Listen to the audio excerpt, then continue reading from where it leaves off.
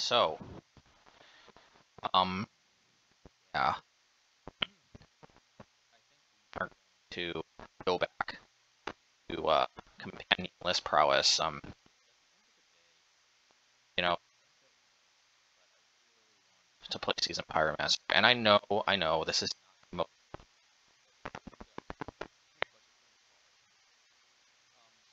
like a total 100% budget deck. It's Ragavan.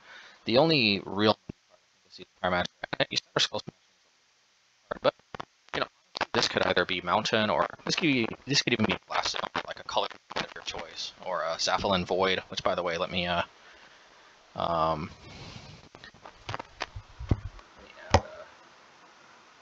need to make a new.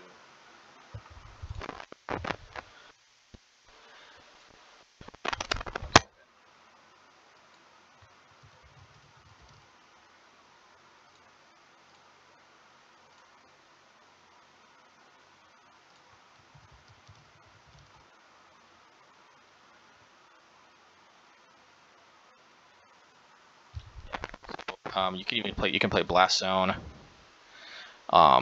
This helps deal with like stuff. Although with our increased density of 1-drops, this may not be most ideal.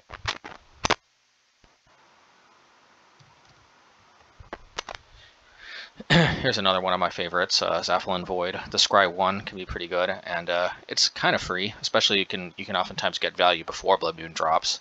You know, honestly, there's probably a case to be made that Zaphalin Void is better than Shatterskull Smashing anyway, even in our deck. But I don't know. Let's see, Zaphalin Void.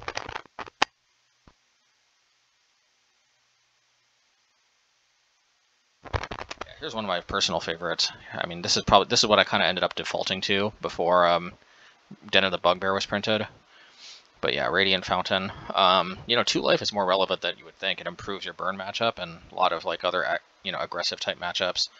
So anyway, I mean, obviously there's more where this came from, since this is my good land collection, I guess.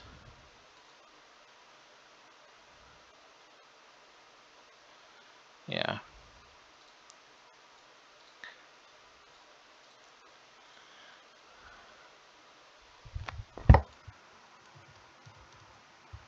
Pretty much all the castles are good. Well, I don't think I'm going to be using Castle Garenberg anytime soon, but all the rest of the castles have their place, have their purpose, including Gargoyle Castle. This is actually not half bad, in my opinion. Yeah, actually, Gargoyle Castle. I remember this card when this was first printed. Like, I actually put this in my decks, and it wasn't half bad.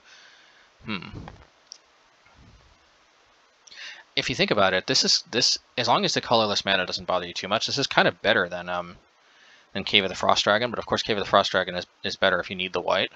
But like, this is kind of like a permanent Cave of the Frost Dragon. Like, you have to sacrifice the castle, but late in the game, like, you don't have to keep sinking mana into it. I'm gonna put this in the good lands category just in case.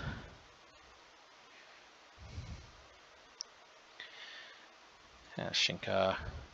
Yeah. Anyway, I know we're all not here to watch me make notes of the good lands, and there's obviously more where that came from. I don't want to video doing that. So, yeah. So like at the end of the day, the point is there's lots of good options you could replace Shatterskull Smashing with, and like for example, Zaphalin Void easily could be better. Shatterskull Smashing is better once you already have a Blood Moon down. Basically, just re-roll at that point. You won't take the damage for having it come into play untapped.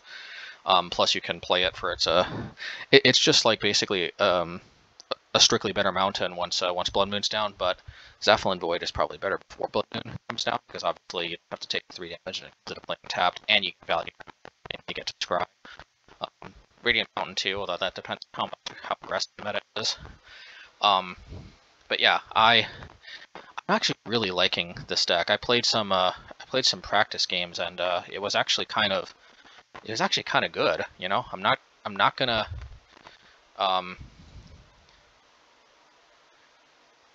yeah, I mean, like, how can I say? It's not perfect, and in a way, Ragavan is missed. But on the other hand, Ragavan has 1 toughness, and you know, like with Ren and 6, and you know, there's like, I don't know, there isn't necessarily too much Lava Dart running around, but like 1 toughness is definitely ability, and it was pretty nice that only didn't die to 1 toughness removal, but we're actually pretty resilient for the most part. Like dodge getting furied sometimes. Like,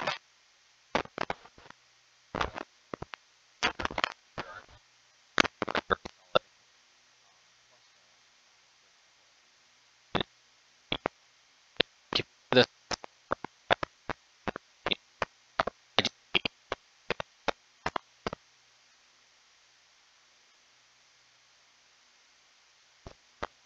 any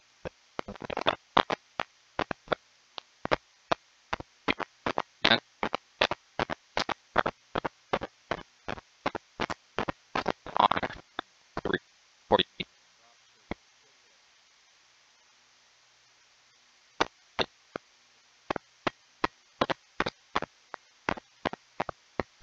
or Bonecrusher.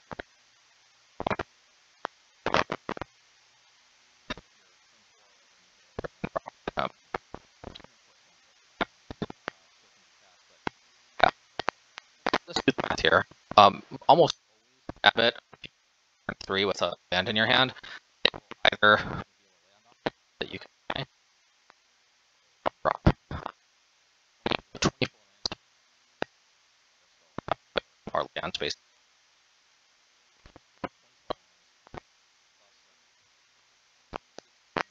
Dropped. 40 cost. Yeah, that's 40. Wait, yeah, because Abbot itself is a Blood Moon, Hammer, and Season.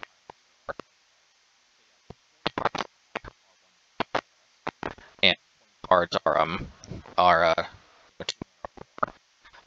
and only 12 of them are actually 3 mana. Like, you're statistically 2 to 1 odds basically to reveal a 1-drop or a land. Yes, that means sometimes you will reveal something you can't cast, but what it also does is it helps you spike your land, because if it doesn't hit a land, you just burn a non-land card away, or you get to play it. As a result, you will hit your land drops more consistently. I honestly think that is one of the main draws. Anyway, so this is the new, quote, budget deck, and I know Season Pyromancer is not technically a budget, but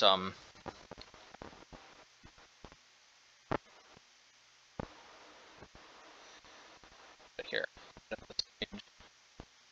it's a great, definitely. Pyromancer, it has its advantages too. Plus, it can link.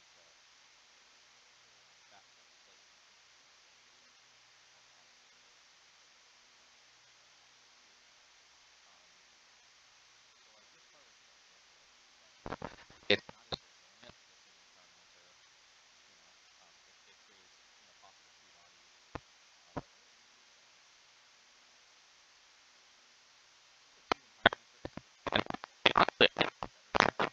honestly, actually, uh, explain or once Ragavan, but Season Pyromancer, I think it's hard to go. It's just such good. It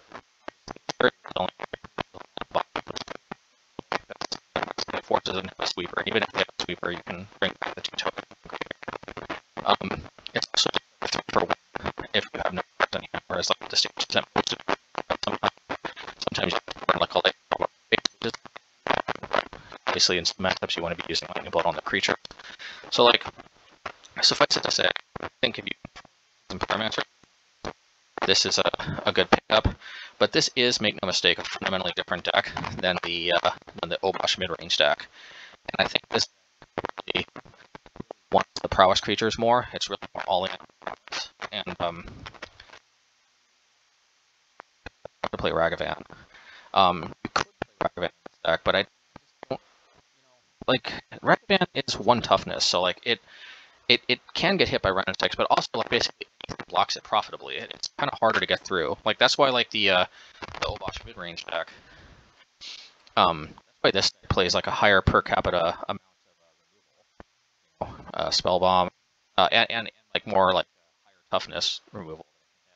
Let's see, 1, 2. I mean, well, 4, 8, 12. 16, 20. 20 removal spells, one of which is very powerful and can hit multiple things. So 20 removal spells mean Hammer Prowess plays 4, 12, 16. I guess if you count this, 20, like, Lavador doesn't hit as high toughness creatures.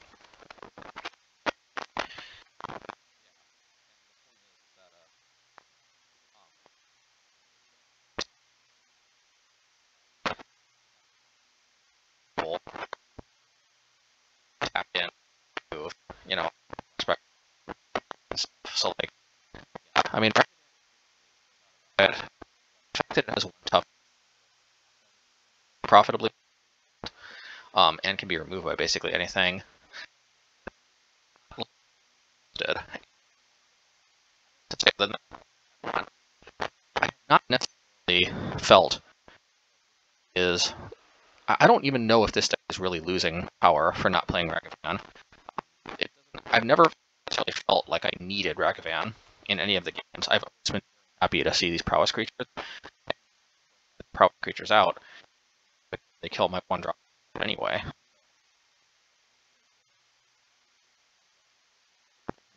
It's more budget.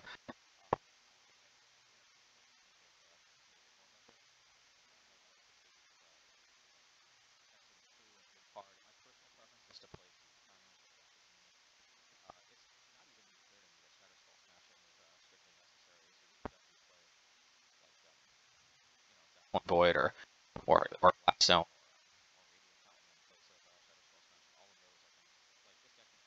Accommodate. So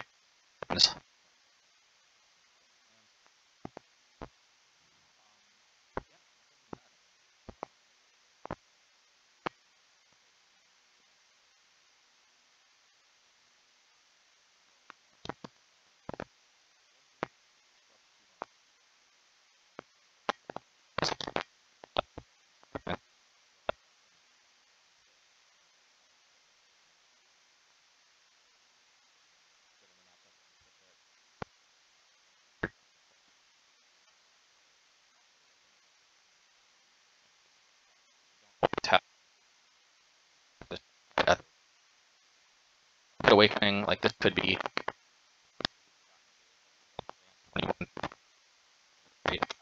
usually fit somewhere, but also probably just pay 3 and get a lot and basically that just led to a win.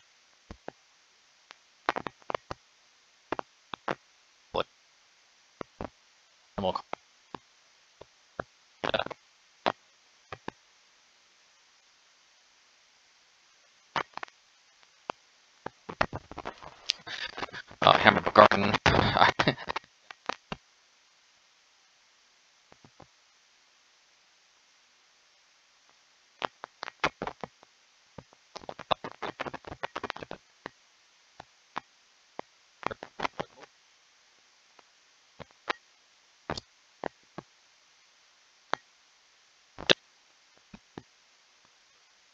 Pyromancer. And this deck, it's with a little bit.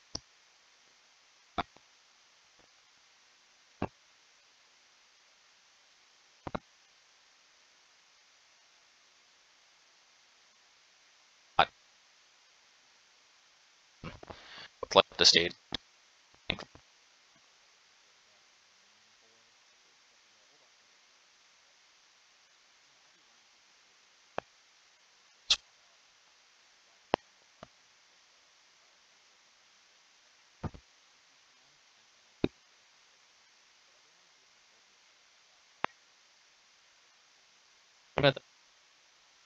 Level.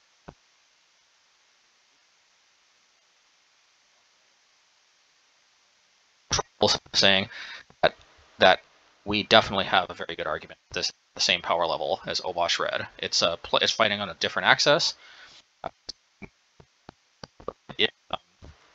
think this is absolutely on a similar power level. Did you get the version? I couldn't quite stay on a similar level because it just run a steep.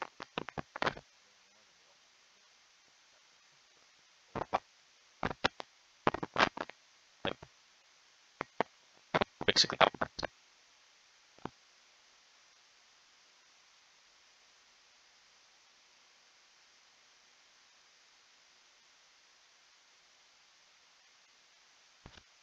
And also, like, really pitch these away, get token.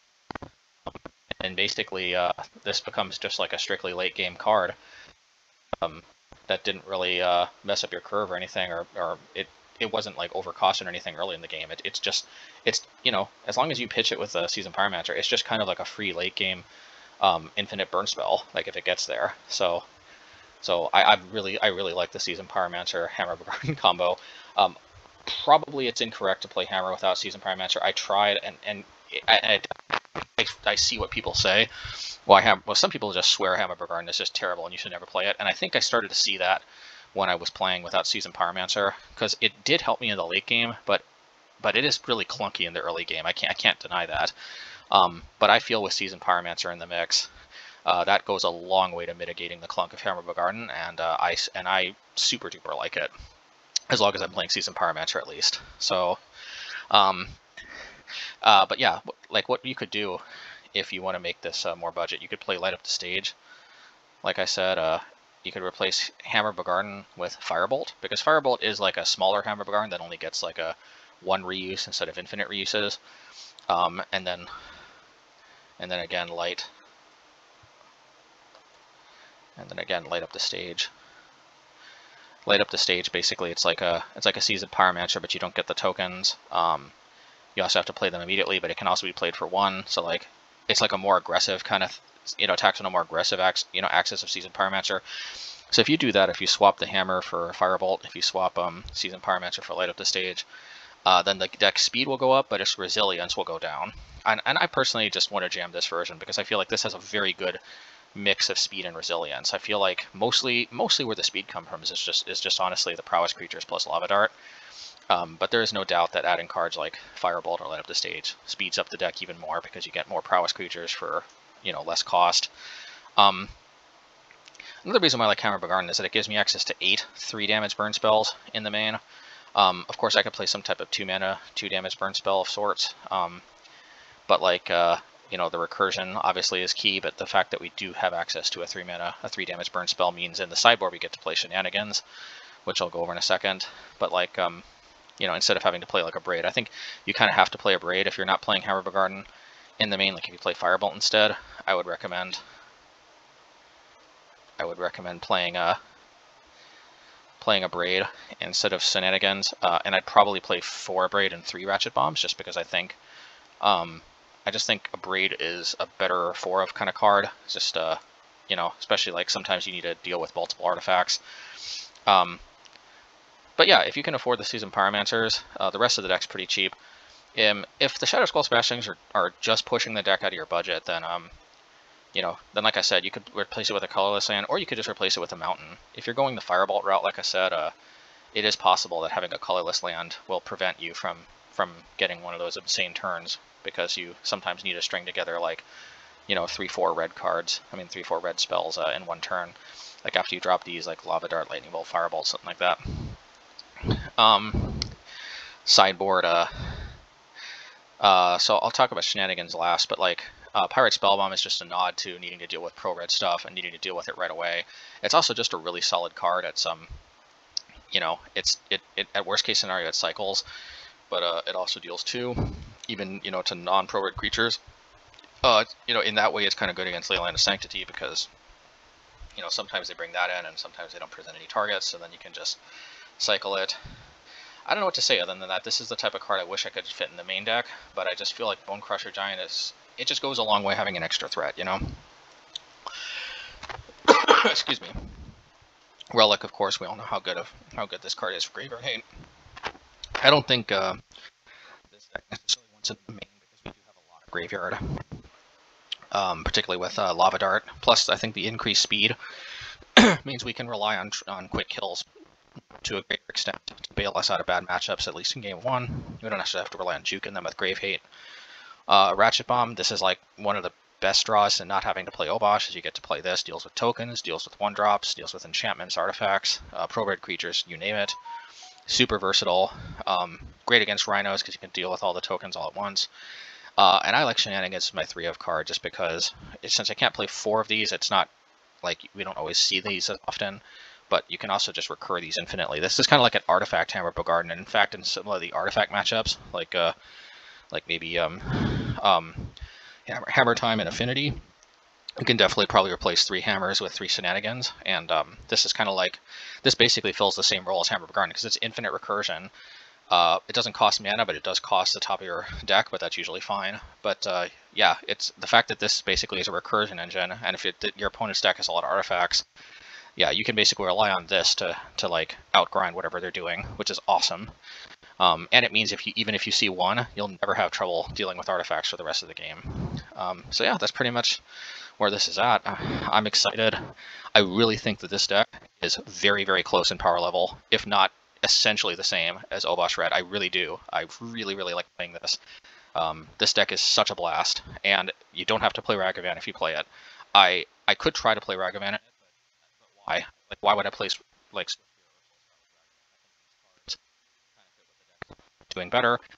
I could take up Hammer Garden, but I love Hammer Garden. Like, I honestly would rather cut Swiftspear or Soulscar for Ragavan, but that's just me. But I don't think you need or even necessarily want Ragavan, to be honest. This deck is just more about more prowess. I don't know what else to say. Anyway, let's get to the games, and I hope these will be good ones. You'll enjoy, and I hope that this will demonstrate that you absolutely do not need to shell out for Ragavan if you just can't stomach the ridiculous cost of the card, which I agree, and it hurt me when I bought my copies. So I'm, very excited to show you that they're not actually necessary. Like I said, so far I haven't really felt like I'm missing out on that much by not having them. Sometimes, obviously, like I think like, oh man, if I had to turn 2 Blood Moon, this would just be the end of the game. But surprisingly, it hasn't come up as much as I thought. And every time I do Prowess creatures, I was always so happy to see them. And sometimes I just won way faster than if it was Ragavan. So anyway, all right, let's get to the games. Thank you, everybody. Let's see.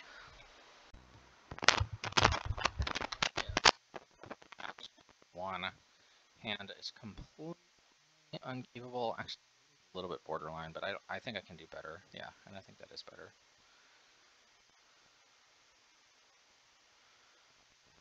Okay.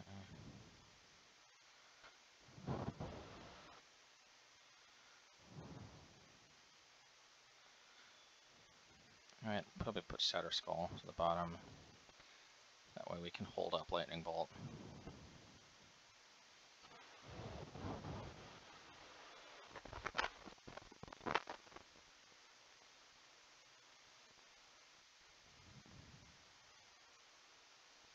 Know what this is.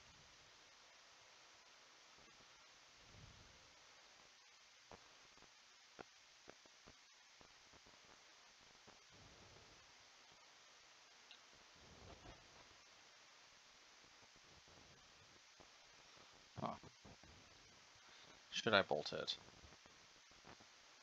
I mean, maybe, like, I don't have anything to counter on. And I think we end up curving out decently well for doing that. Oh, nice.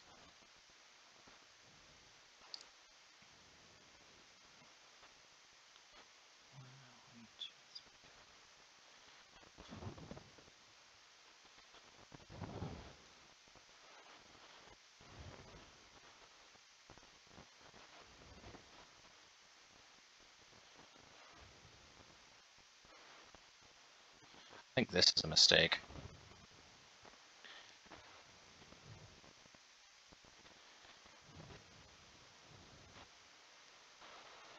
Yeah, this seems a little ill-advised to me.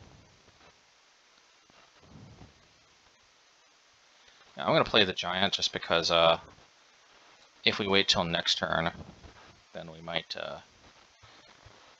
eventually we might be able to play a 3-drop that Abbot reveals, of which there is more than it might seem.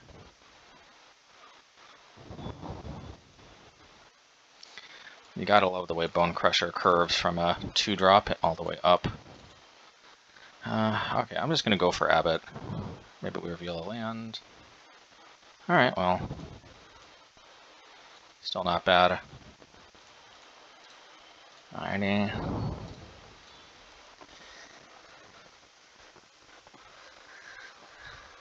Yeah, I like Bonecrusher back in my life here. Like, it's just a real good aggression.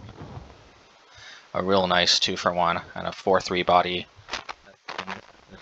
There's way worse things than that. This looks like an artifact deck, so Shenanigans seems like it will be insane.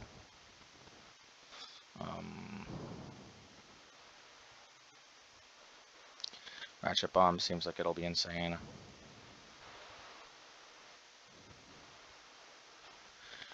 I don't know if Hammer is going to be insane or not. That maybe has yet to be seen. Could be a big mistake, but I'm going to take out the Hammers.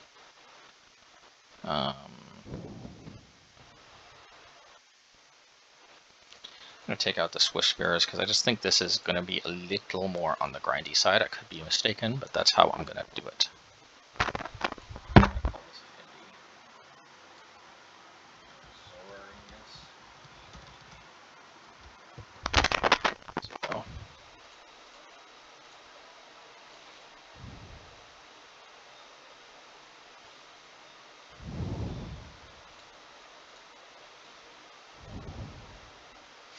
Yeah, I'll keep.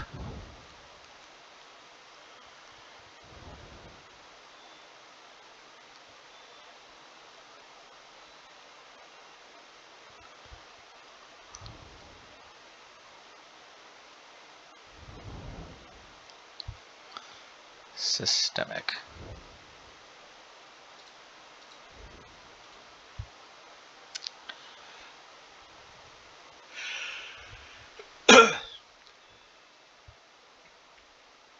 Academy Ruins. If they don't play another artifact, I think this is going to be a job for Lava Dart.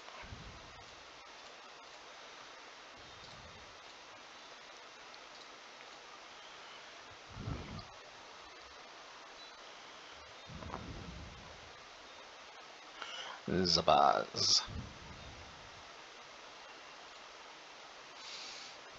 I think I can play this tapped because Shatterskull Smashing in this matchup, advantage potentially later in the game. May not always be the case. It's not necessarily because control play.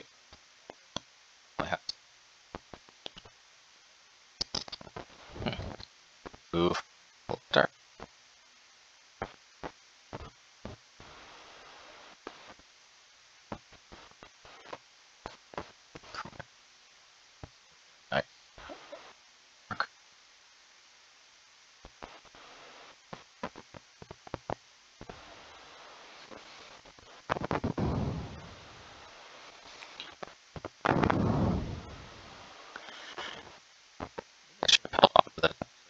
The ditch was. I wasn't thinking about that. We have. That seems like a pretty decent play next.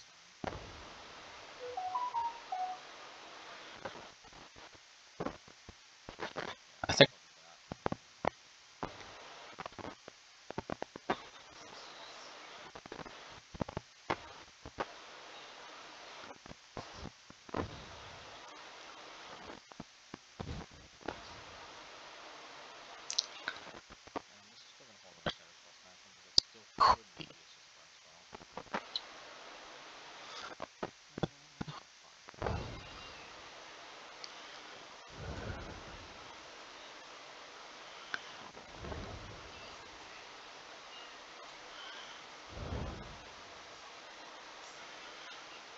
I may want Swiftspear back. in order to tag a Karn.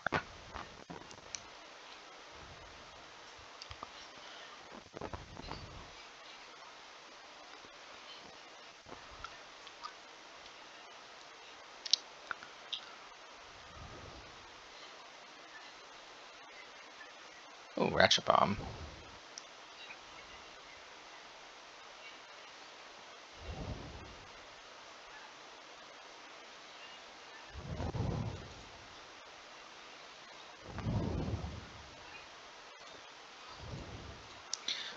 Stompy, stompy, stompy.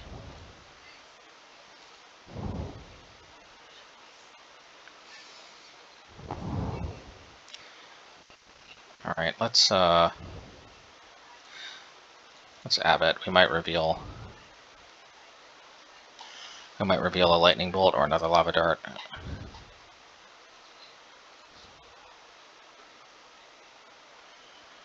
Shatterskull. Well, Shatterskull unfortunately is not quite that. I don't want to take out about sacrificing your own time.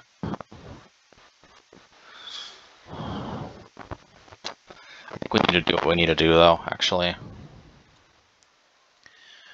Yeah.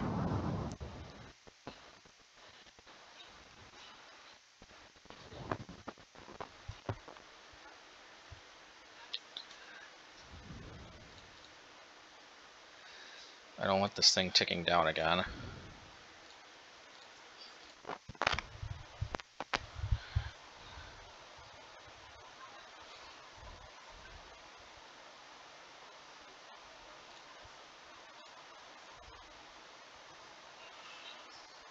Maybe I want to finish it off with Lava Dart too, because they might be able to actually save it, so. That was a little bit painful, not gonna lie, but I think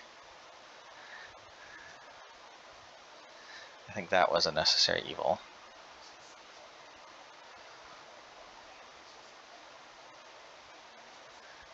And now if they play another one, at least it's going to be wide open to an Abbot attack.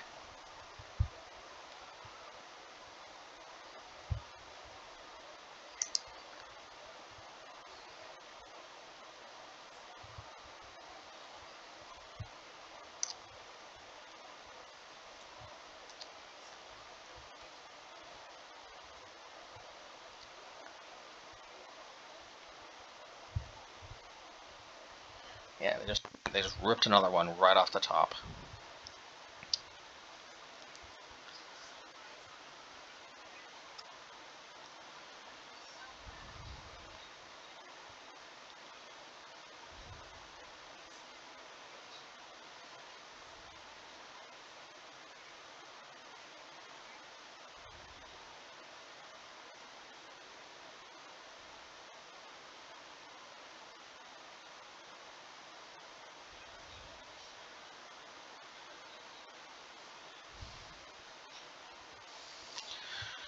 Fucking Bliss is not too bad, actually.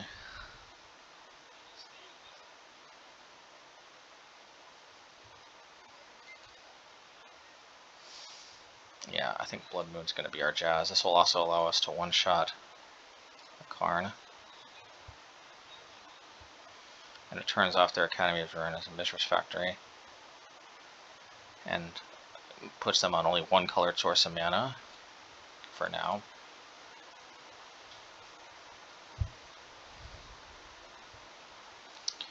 Rippin' Blood Moon. Gotta love it.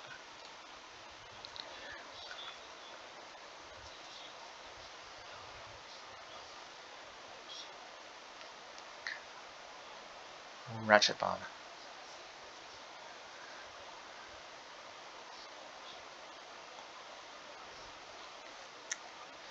Laughter Foundry. Oh, Emery. Lurker of the Lock.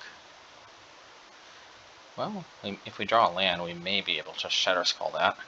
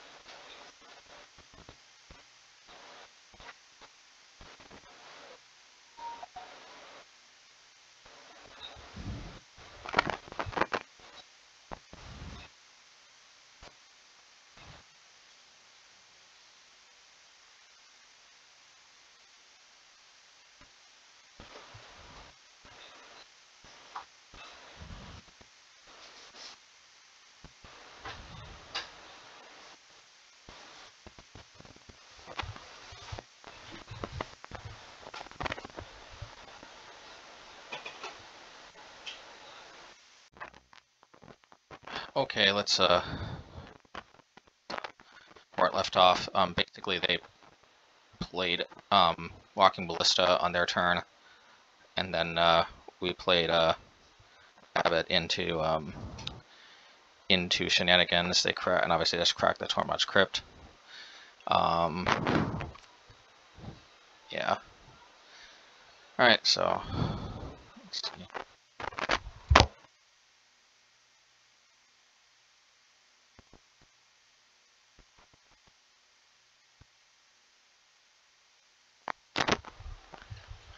I do like shenanigans in artifact decks, against artifact decks. I stand by, I think that's superior to Shattering Spree, because the ability to just rebuy it is so big.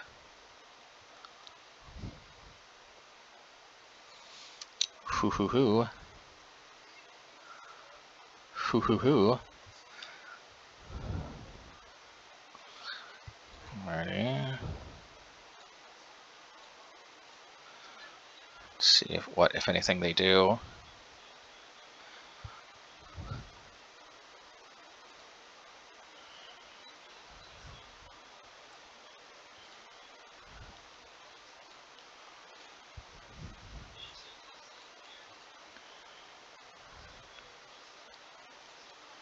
Alrighty.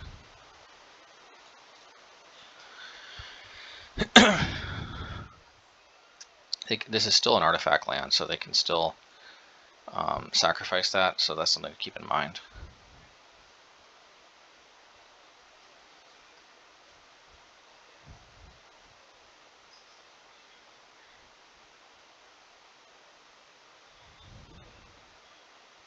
I don't think I need to chump block just yet.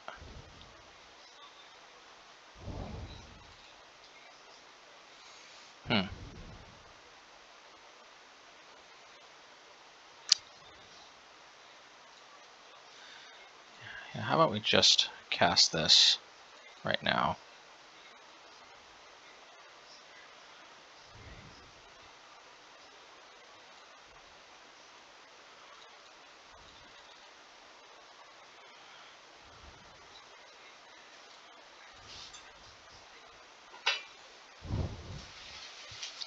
Yeah, we'll have to double block.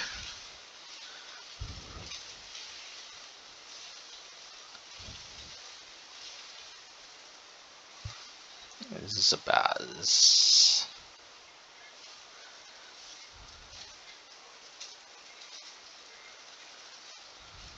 Let's see. If we double block, they sacrifice this, it'll be a 5/5, 6/6.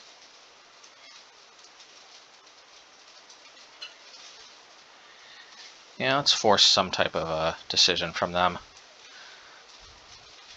They'll probably sack the map and the, or just the Zabaz, okay. That's fine.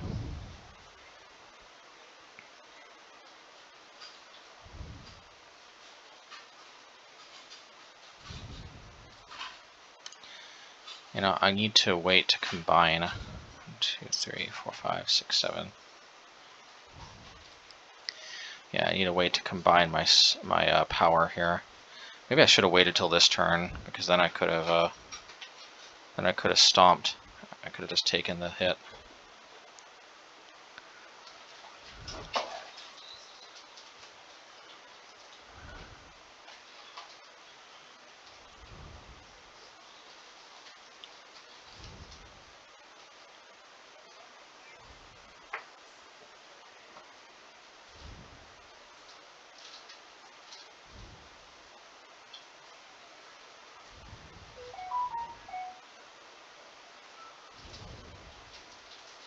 Yeah, so they made kind of a misplay by pinging off their Walking Ballista too early, but we kind of made a misplay by chump blocking too early. Okay. Alright, let's do this.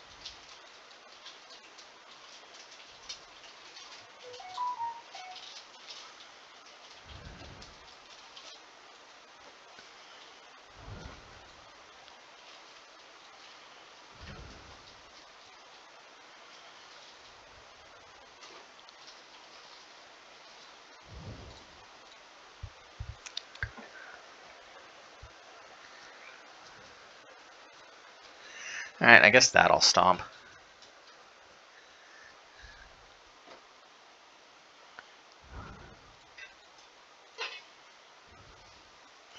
I'm kind of waiting for another shenanigans.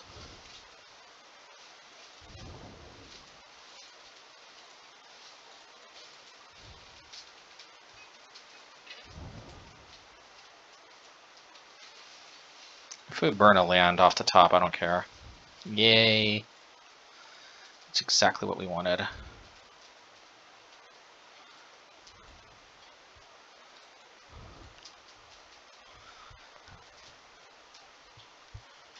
Okay.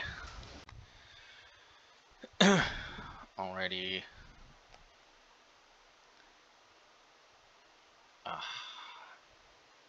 Reluctantly, I think I have to keep this. It's just too good if I can actually play these creatures.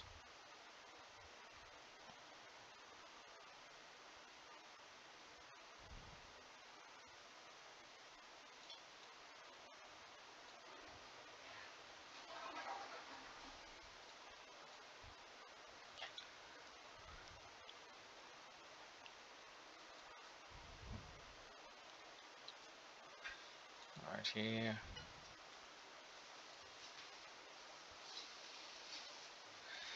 Yeah, I want to play this out because I can't afford them taking this one.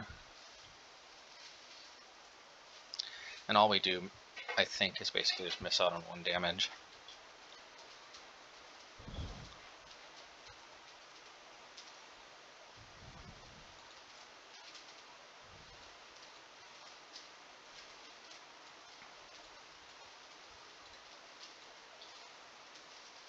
If they want to trade a Snapcaster with this, that's fine with me. Although maybe I should have attacked first and kept a mana open. Okay.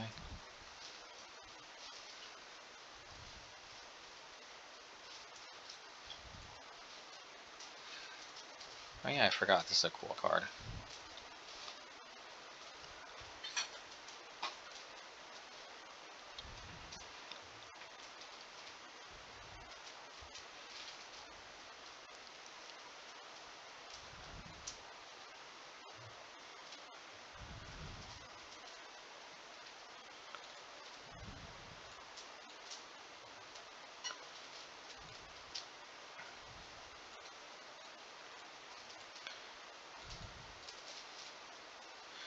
Well, I'm not feeling game 1 here, but hopefully games 2 and 3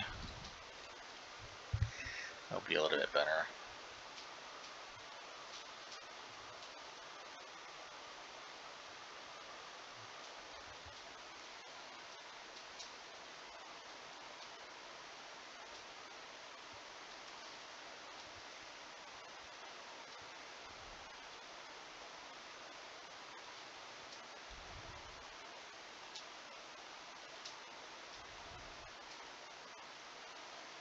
Well, it doesn't look like they have anything just yet.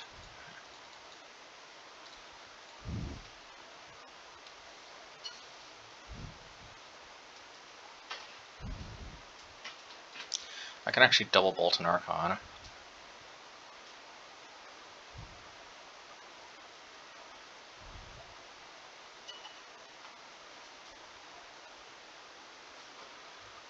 Otherworldly Gaze.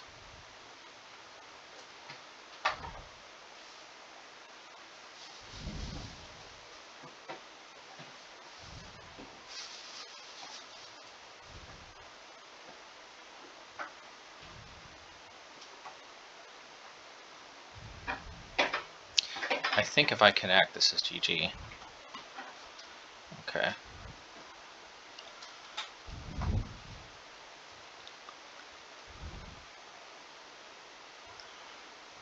Can't seem to find there.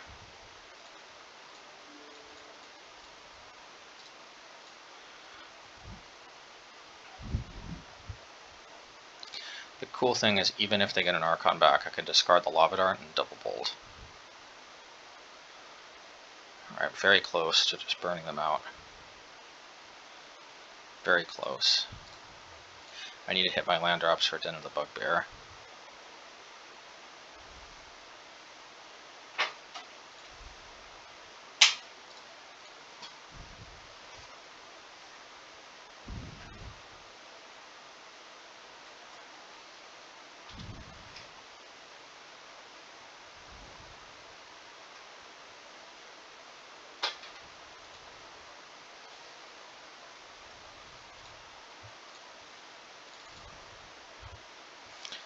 Oh, this actually will kind of be counterproductive.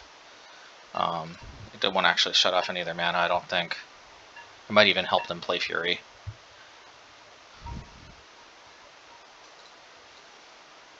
Now we probably discard Blood Moon if they play Archon.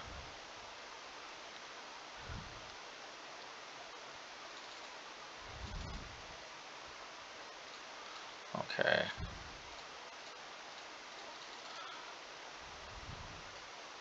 We can fire off a Lightning Bolt before it dies if they got some type of removal spell. Alright, nice. Alright, and we should... Even if they play Archon, actually, we can just discard the Blood Moon and then we have lethal.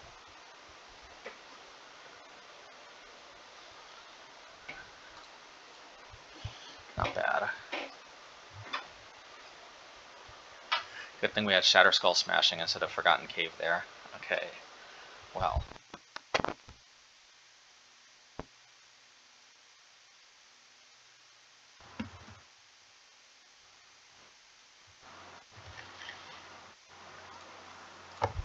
Grixis, Reanimator. Well, I don't think we have much hate other than Relic, but hey, Relic's a goodie.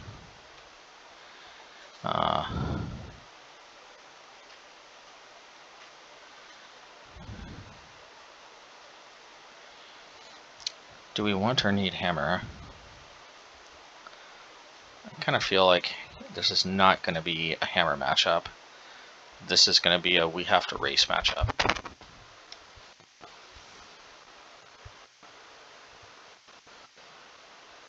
Alrighty.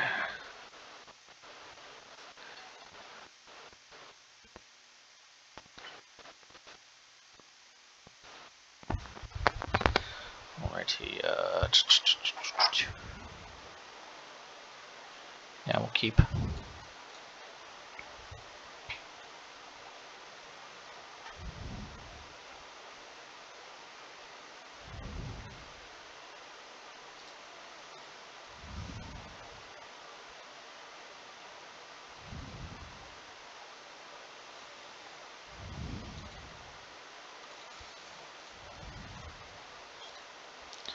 Alrighty. Otherworldly Gaze. Oh, I love this art. This is very creepy.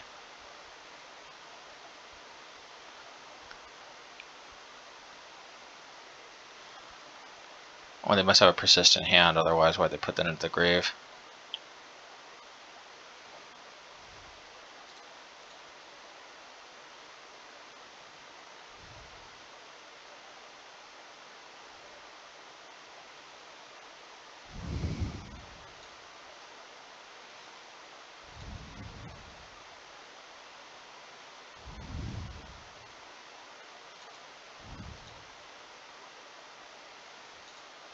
Alright, well, we gotta do this what we can.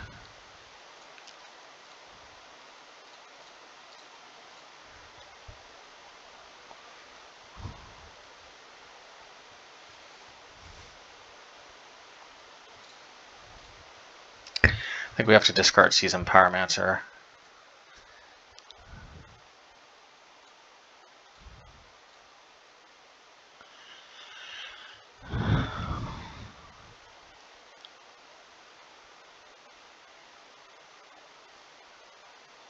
Well, that sucks.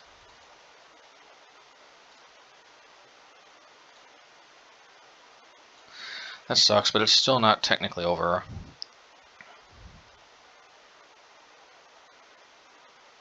Although I don't want them to know about the Relic. Because they may not know exactly what Graveyard Hate we're playing. They might play around.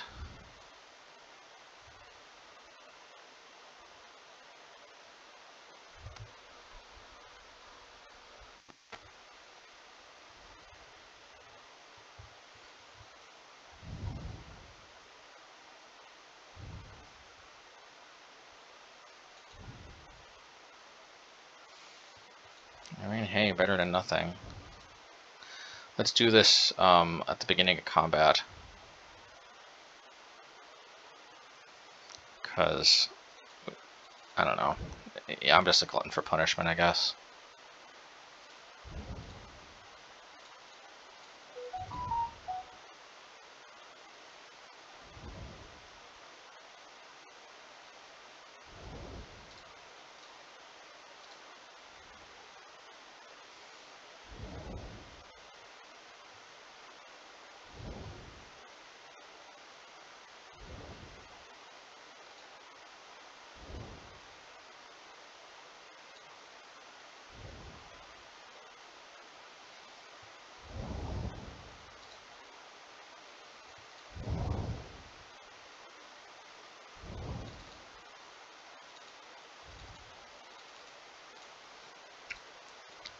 Man, I don't know, man. If I somehow win this, I don't think that reflects very well on the opponent's deck, because they drew so many cards off of Archon.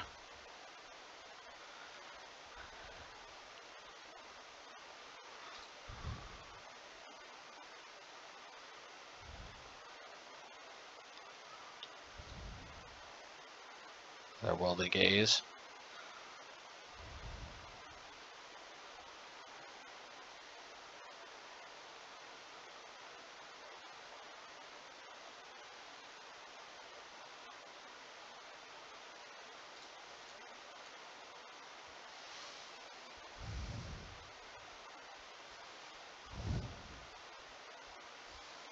Yeah, turn 1 Otherworldly Gaze into turn 2 Persist is a little hard to beat.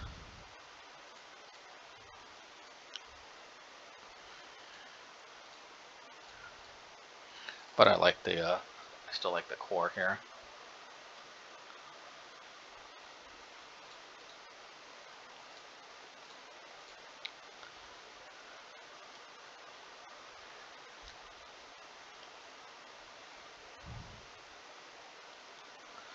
Yes. Oh no. Yeah. I've seen better, but I've seen worse.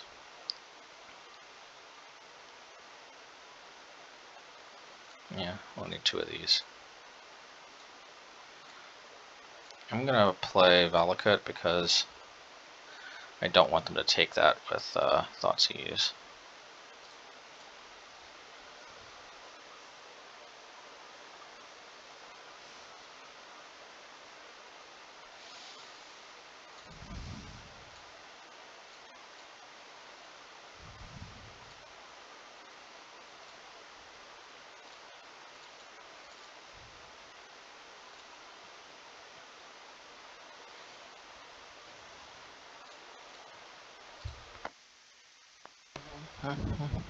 Okay.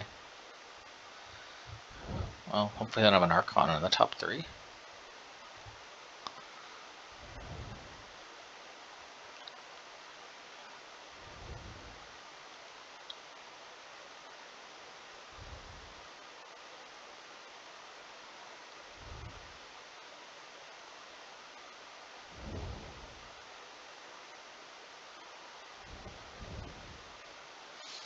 Okay, well then they rearranged it, but that was a little unfortunate for them, I think, because it's almost like they just discarded that from their hand without getting much of an effect.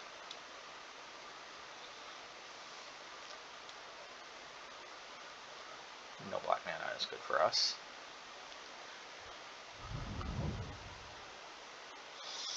Ooh, Fury is not good for us.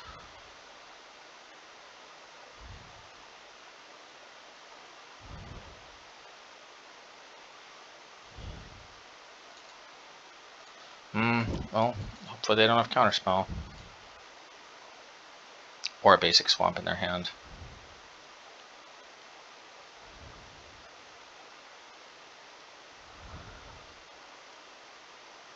Otherworldly Gaze.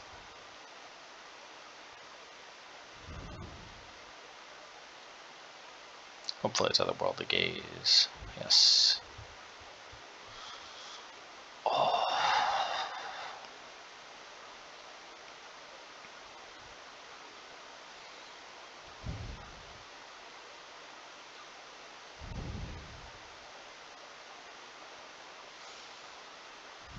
They're looking for their basic swamp. Good, that is not their basic swamp. Ooh, the Royal Scions.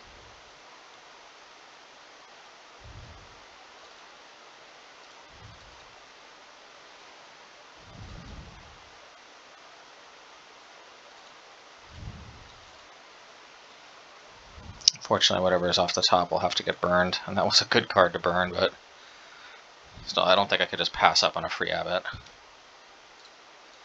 Wish that went to my graveyard at least, but alas.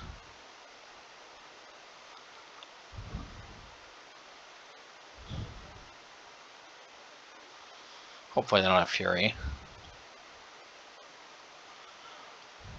Another Fury.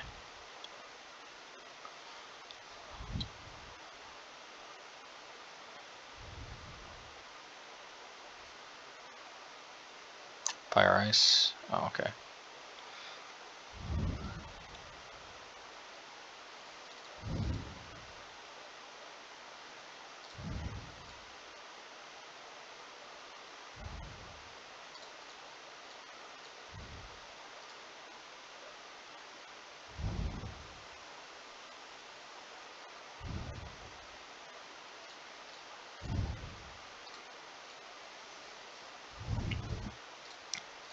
Come on, Hammer Garden. Seasoned Pyromancer might be good too.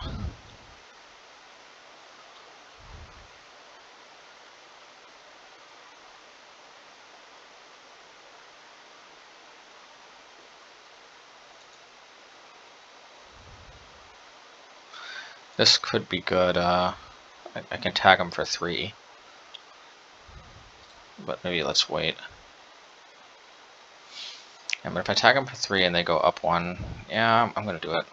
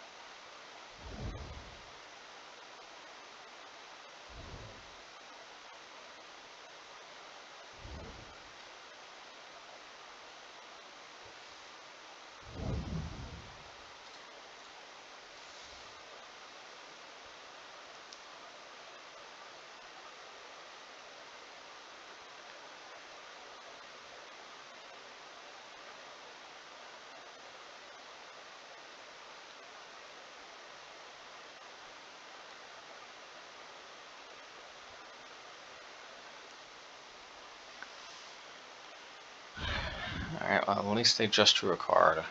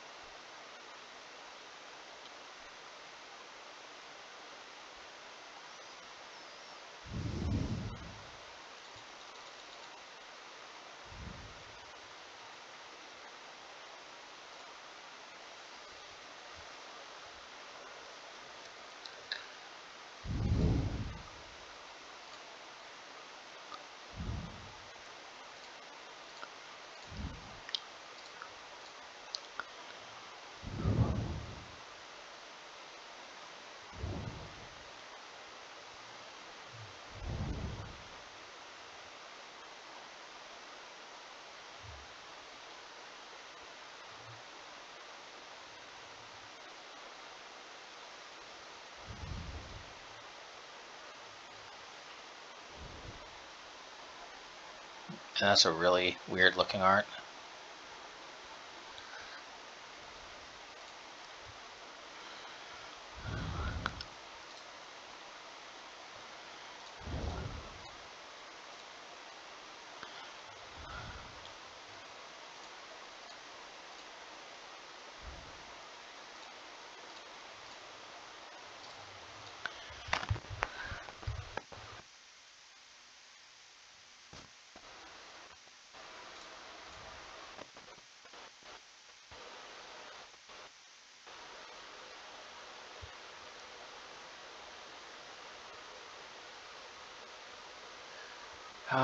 If I draw Lightning Bolt, then I could have actually beat this, maybe, but it's not Lightning Bolt.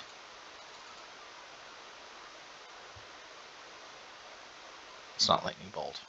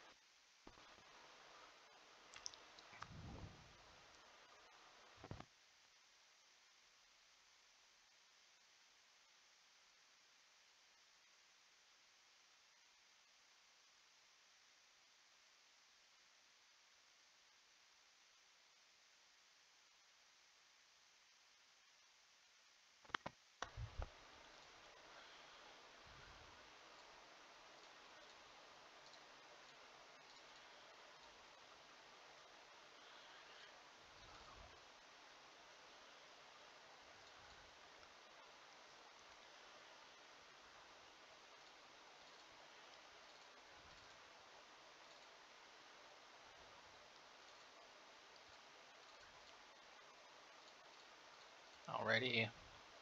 Fortunately, they're going to get at least one token out of this saga. Probably just one. At least we can attack past it this turn. One token we can deal with. And they're already down to 12, taking 8 damage. So we're off to a decent start.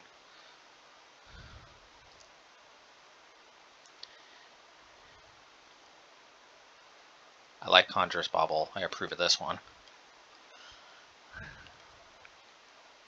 Alrighty. Man, sometimes the swiftness of Prowess is really nice. And the cool thing is that this deck is pretty budget. You can even make it truly budget, basically, if you just replace Seasoned Pyromancer with Light Up the Stage. I just feel like there's still enough kind of like Death Shadow, like big kind of creatures running around that having the ability to chump block almost infinitely is pretty valuable, but like it's not strictly necessary. And Ragavan's not strictly necessary either. I mean, these cards hit way faster, way harder. So there is that. Yeah, plus I'm not even sure I could fit Ragavan in, to be honest. I mean, is Ragavan better than Bonecrusher Giant? Maybe, maybe not. Alright, anyway. Probably not. So, I'm not sure if this is some type of Reanimator deck or not, but I do think Ratchet Bomb is pretty good at show us shenanigans.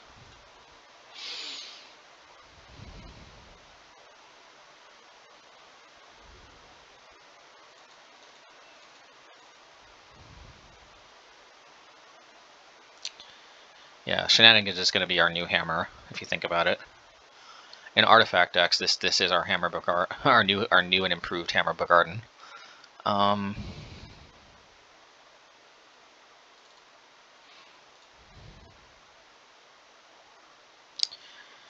Yeah, probably don't need Swiftspear. Depends on whether or not they're playing Karn, though. If they're playing Karn, having ability to crash in there is pretty good.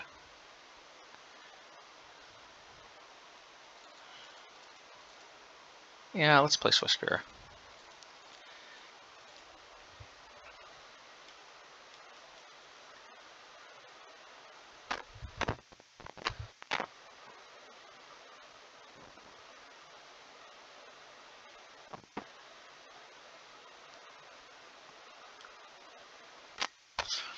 Yeah, I'll keep. Ratchet Bomb isn't a clean answer to just.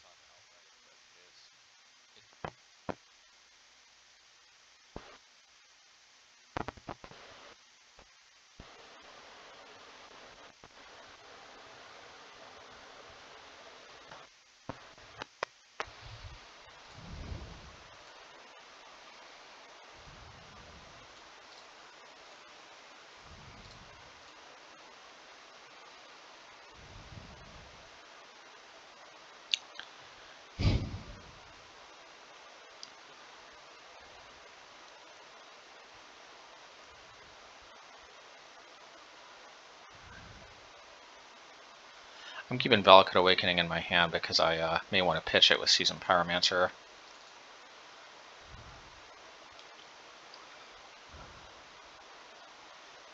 I could drop Swiftspear, but I think I'll just drop Ratchet Bomb.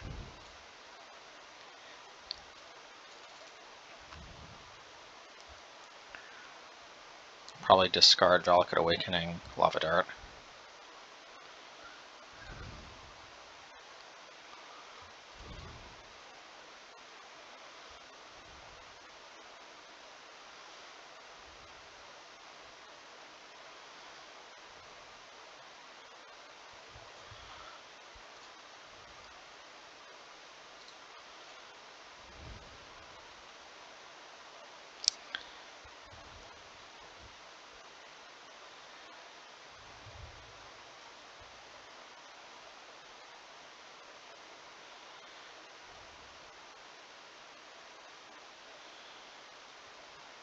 Well, at least I can hit this with Ratchet Bomb now.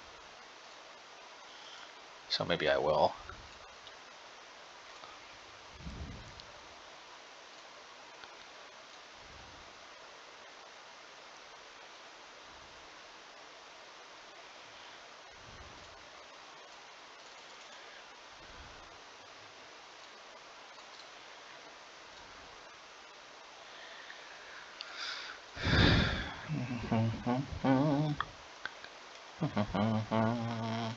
Well, I don't know, they kind of fed this into Ratchet Bomb, didn't they?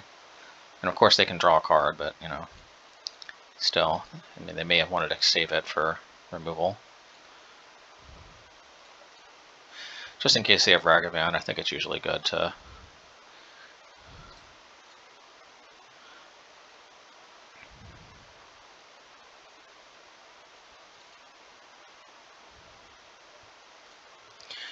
Alright, let's do this.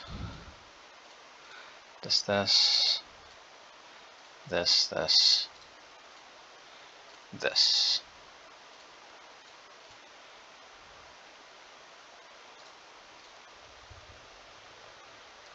Play an Abbot last, because if we draw another land, we can play a 3-drop off the top, which we can. I think that's a pseudo 3-drop, but I think I'll just play this and then go. I think go for the kill here.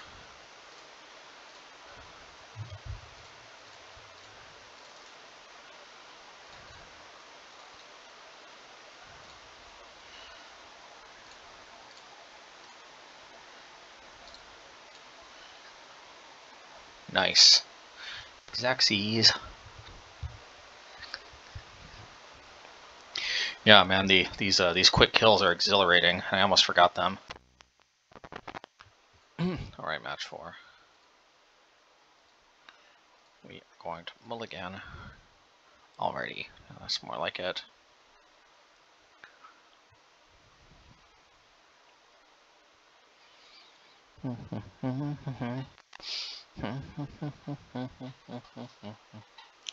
Yeah, keep card on the bottom. I guess, yeah. Abbot is such a good card. It's so like missed because it conflicts with Obosh. This would 100% somehow make it in the list if it didn't conflict with Obosh magically. It's basically a mono red what's it called? Expressive iteration that's also a creature. They're gonna grief us. Well, okay.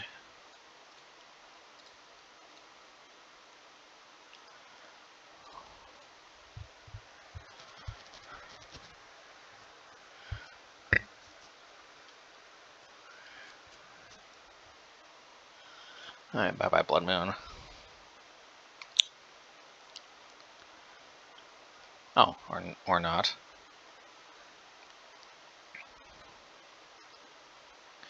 Alright, this is not your mama's elemental deck.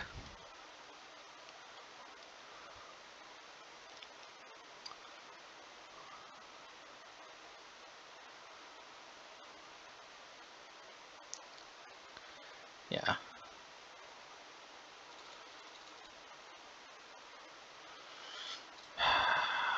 I'd love to play the Abbot, but when I'm this low on resources, I really think I need to play it safer.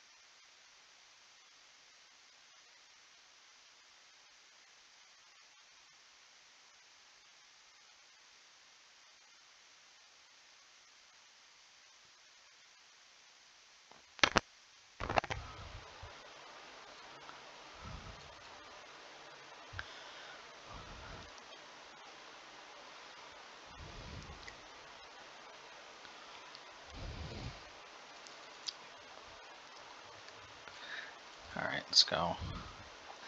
Statistically, we're most likely to reveal either a land or one drop. Please don't be Blood Moon. Not bad, not bad, not bad.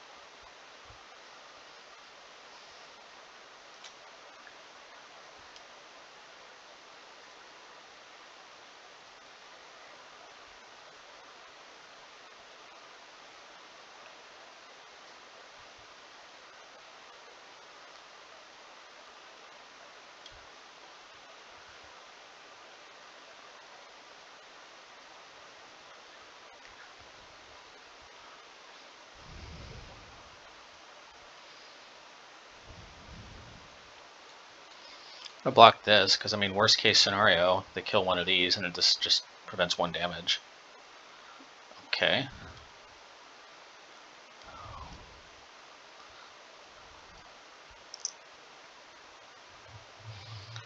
Well, I mean, okay, but I mean, what did that really do?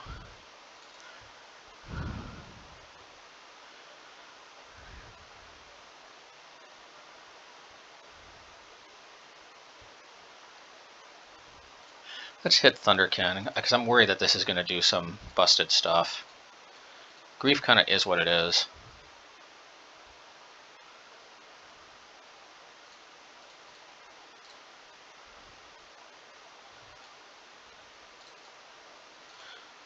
Yeah, not the least of which is they could block with Flamekin and then keep recurring it with this. I think we're in a much better position killing that rather than Grief.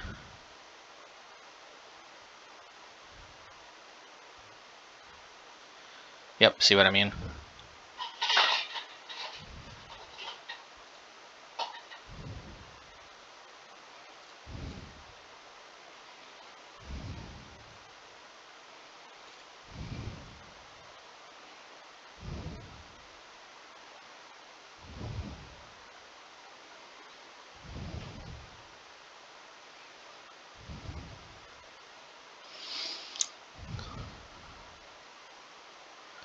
We could attack, but maybe we just hold back.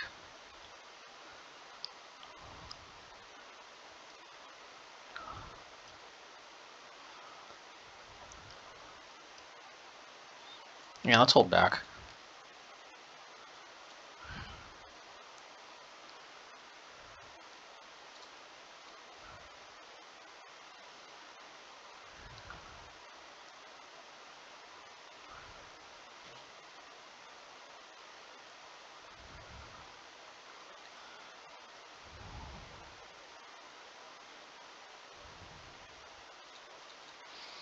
Well, I mean, so they drew a removal spell, but I mean, I have to block that. Clearly it's going to kill us. Okay.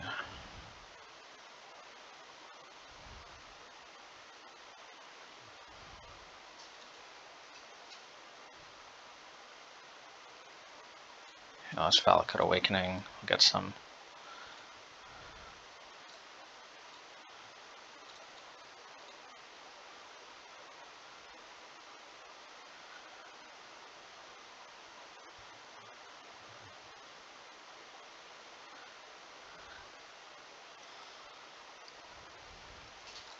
Obviously, Thunder Can or Lightning Elemental takes us down.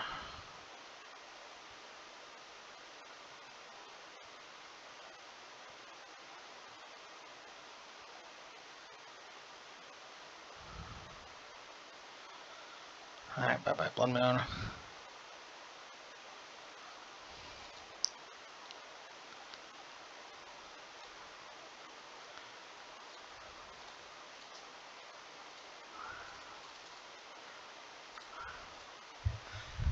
Alrighty.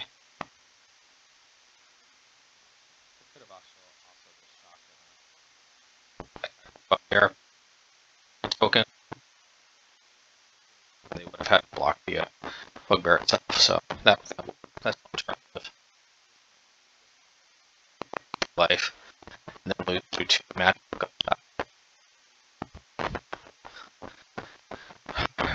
Good. They seem to have great vision.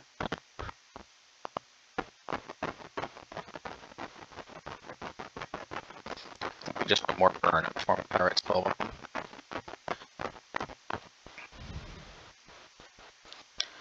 We need to start.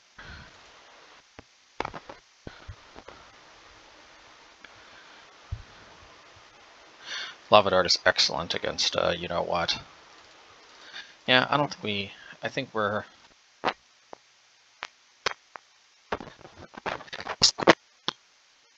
Turn this into like a full-on attack.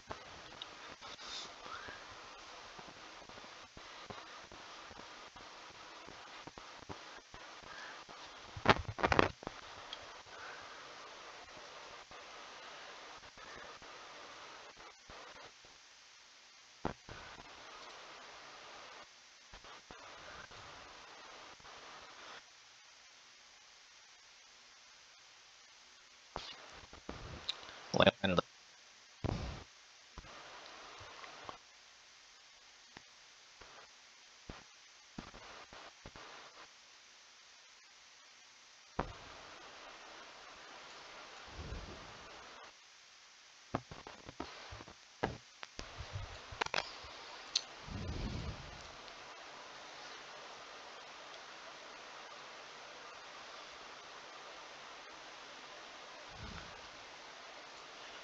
Fury. Well, little do they know that Fury is not really my #1 concern anymore with the way I've sideboarded.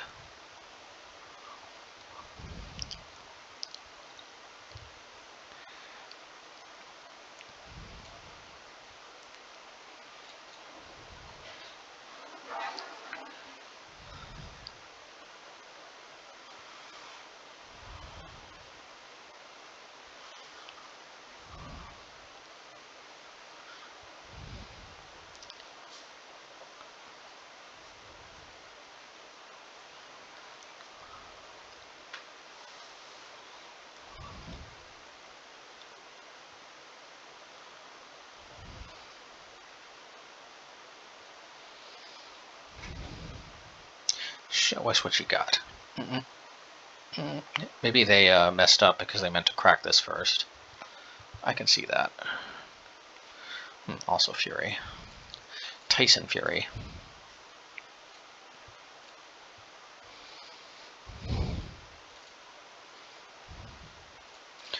Alright.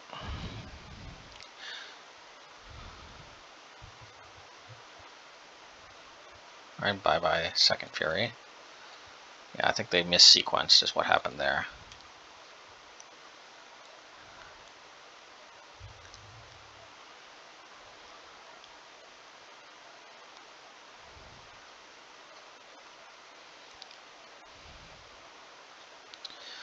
Wait, this is like 4-color elementals. Do they have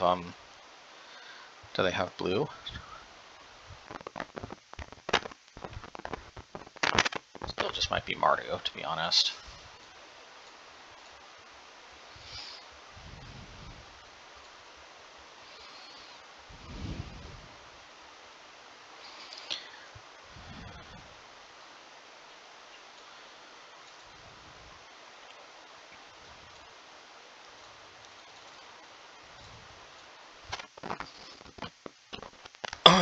They might tear this in response. Float a white mana and then tear.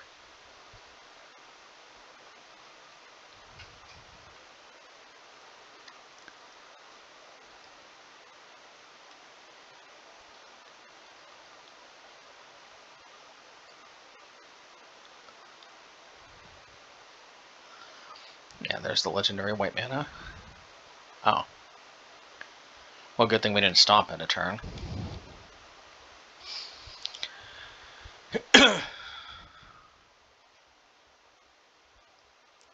Foundation Breaker. So they have basic force though. Oh, another Fury. Tyson Fury.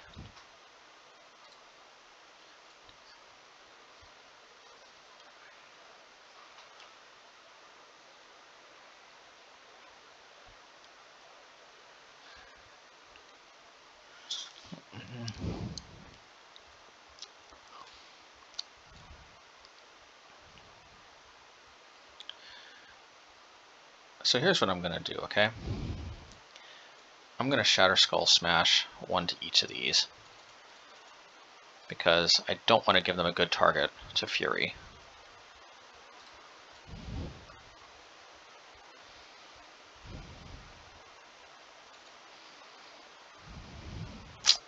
Well, I think I don't really have a choice anymore. It's just very obvious that I discard. Well, yeah, I guess I discard the Valakut and the Blood Moon, because if they do drop Fury...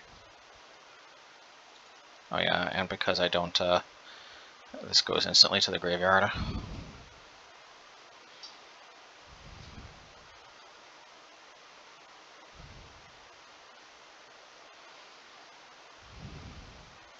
Chalice on 1. Honestly, didn't expect that.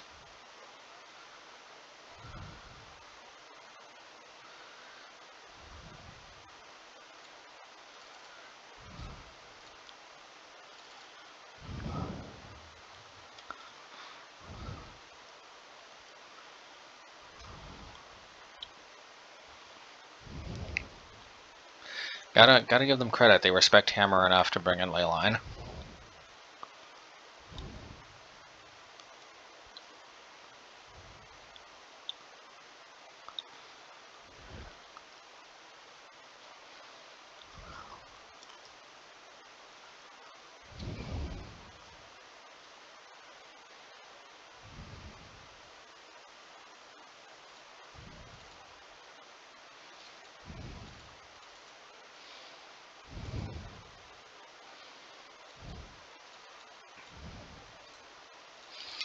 Alright, hopefully they don't draw land and start playing Furies for full value. Oh, there we go.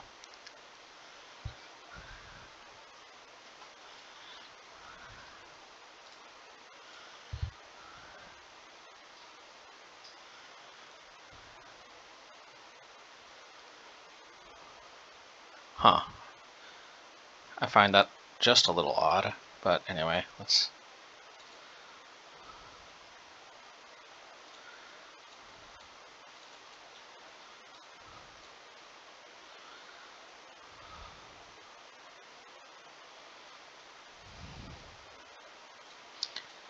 So they're obviously going to Fury targeting this. I could Lightning Bolt the Fury, but I might hold on to Lightning Bolt just in case I can burn them out.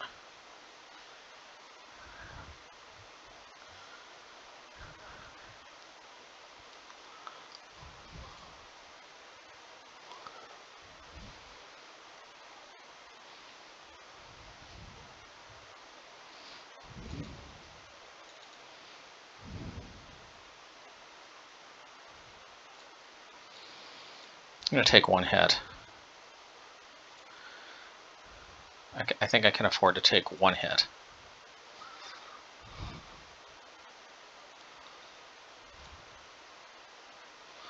Maybe I want to bolt that. No. I'll still try to be patient.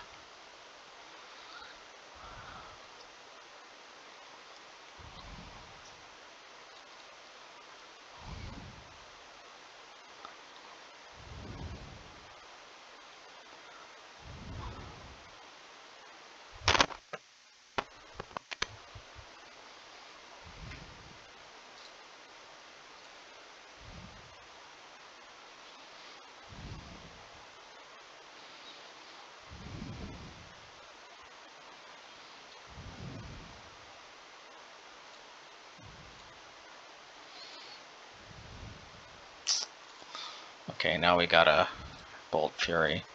This is just mind-bogglingly frustrating here.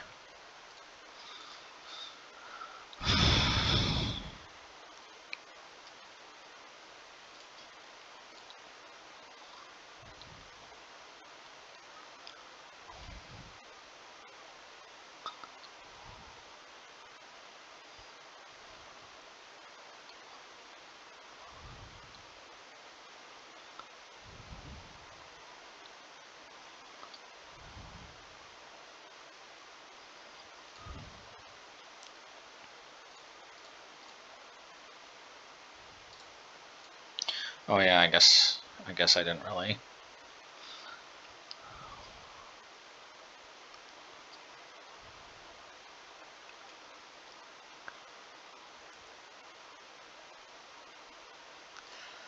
Alright, so they surprised us with Chalice, but Ratchet Bomb is a pretty versatile answer that can hit Chalice and other stuff, including Leyline of the Void.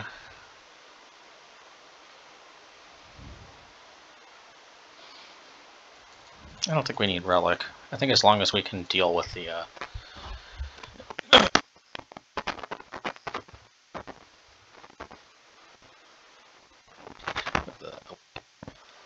should be fine.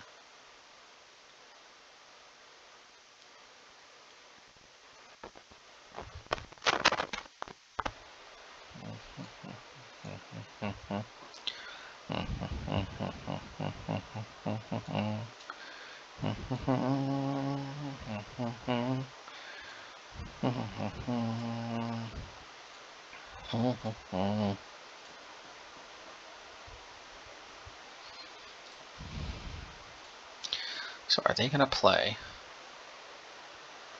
Leyline of the Void again? 61 cards. Respect.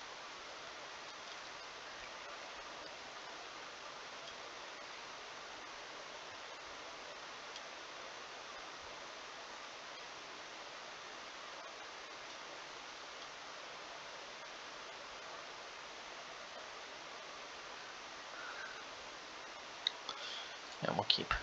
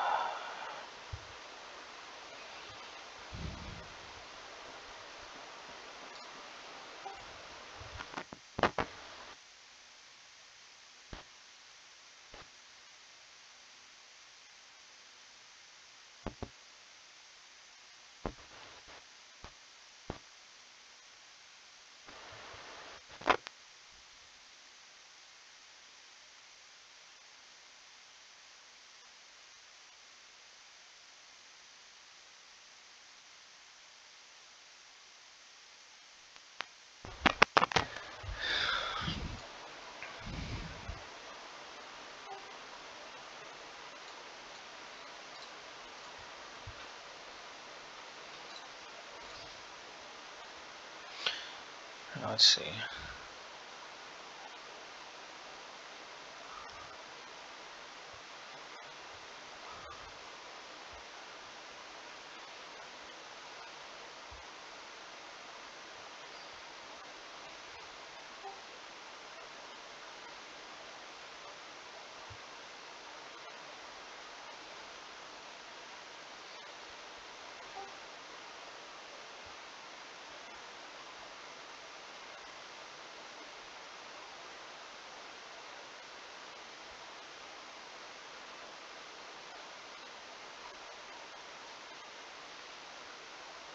Oh, they played Ephemerate? Okay.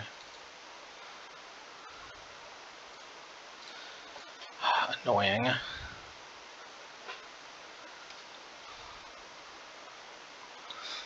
I guess if I would have known I'd keep drawing land, I should have played Pyrite Spellbomb, but I don't know.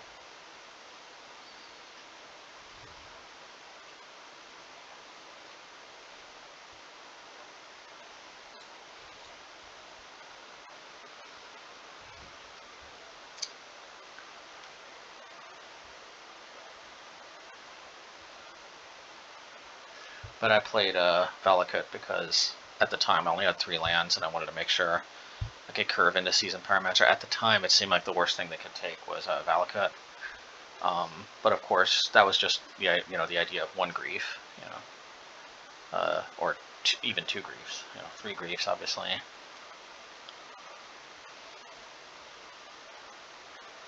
Okay, that was a little unexpected.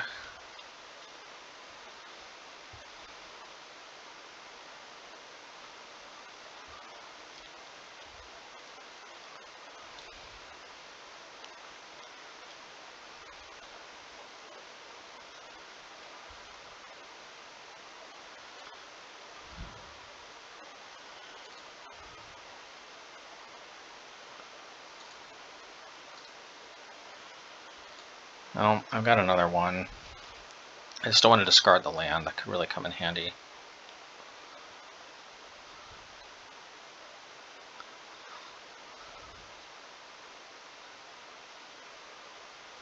Thank goodness I didn't have a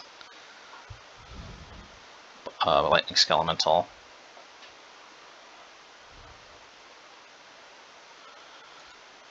Alright, let's play one of these out.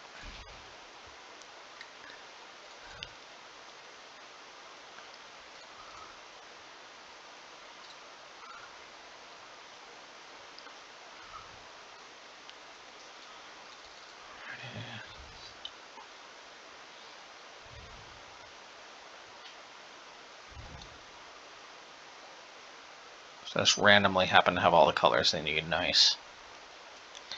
We don't all the colors, because theoretically, can't play Kira. So that alone could be worth it.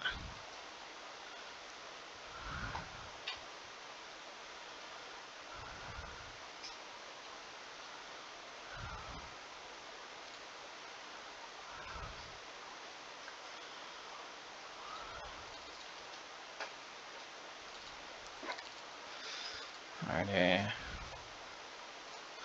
Well, let's play this. Yeah.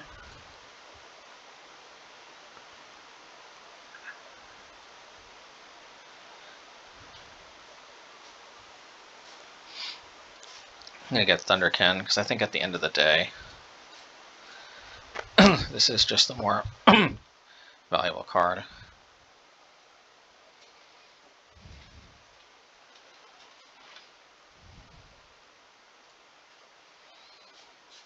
I think I'm favored in the late game, especially with this hammer in the sideboard, so.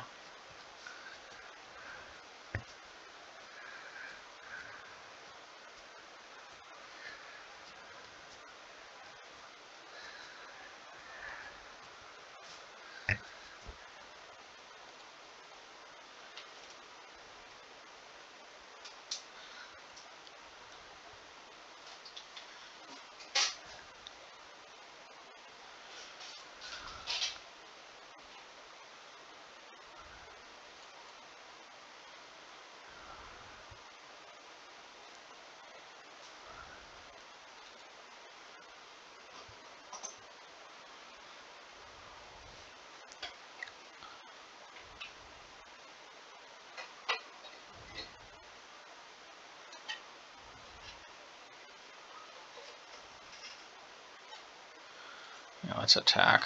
We've got to get aggressive if we're going to win.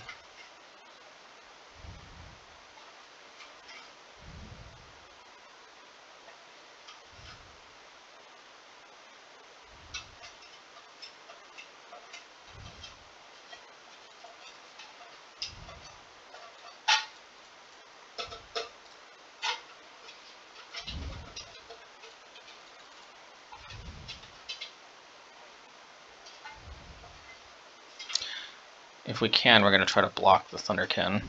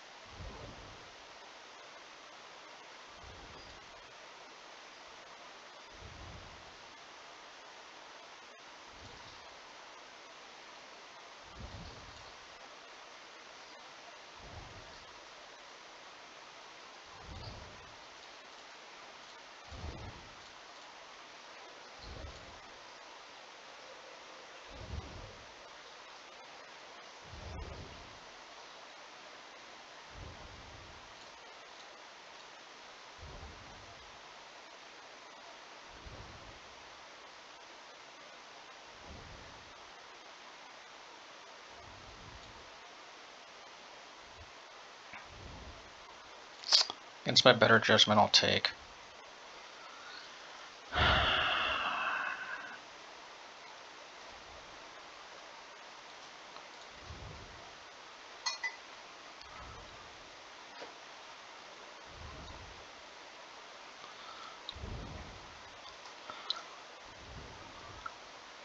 We can, thankfully we have flashback on the Lava Dart, which is really nice.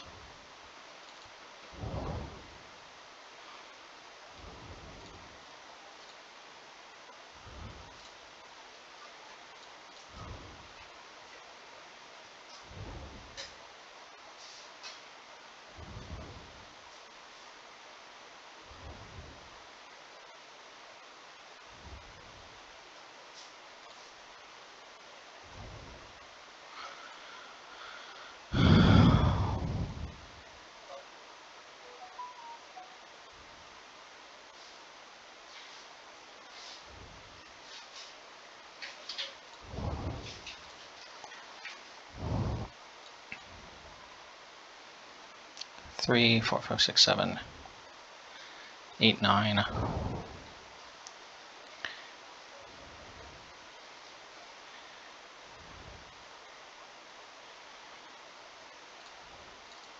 I think that's just kind of safer.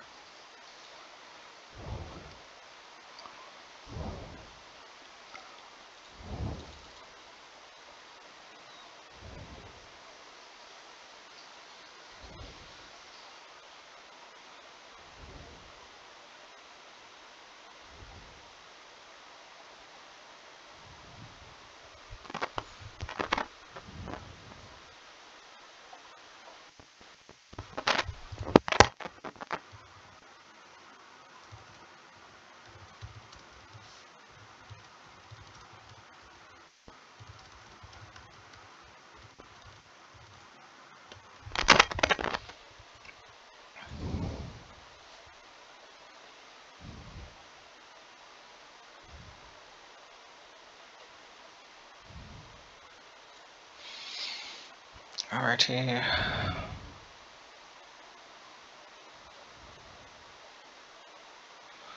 think,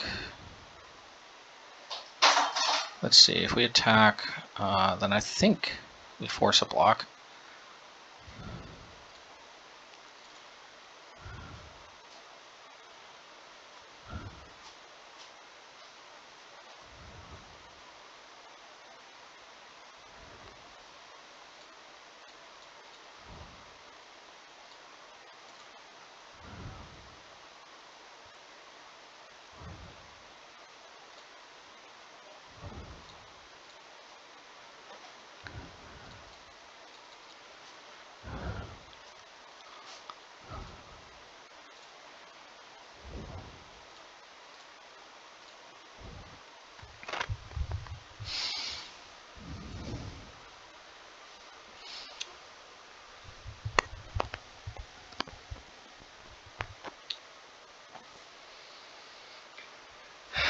Alrighty.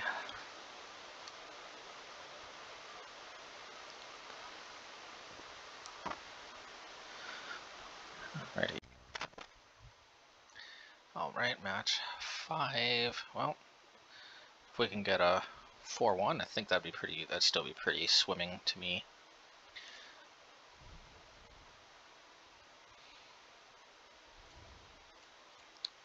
So no Ragavan to speak of, but still a pretty good creature nonetheless. You know, you could actually just replace maybe Soulscar Mage with Ragavan, like if you want to add money to it. Yeah, but Superman is like almost the same thing.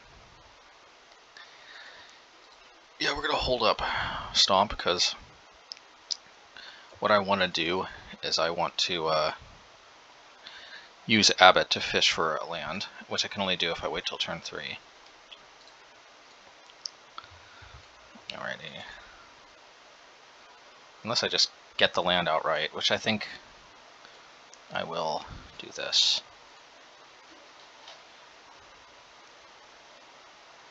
Mana Leak.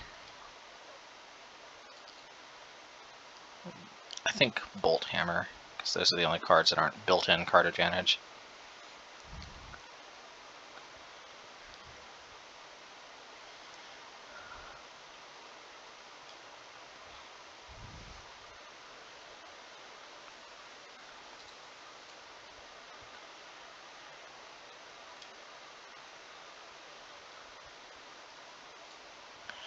This looks like a control-ish deck.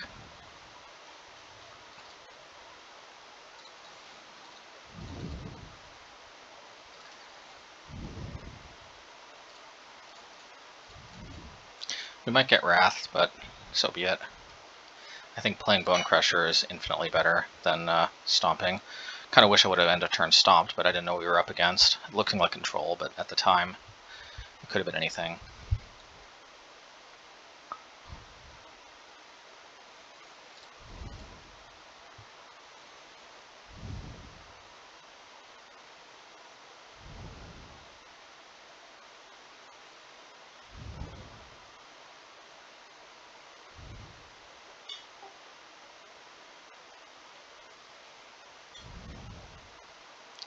If they Wrath us, we might get a hit in with Den of the Bugbear, because just producing that little dinky token is already pretty good value.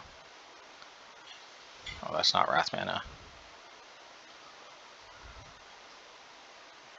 Okay, that's not bad at all.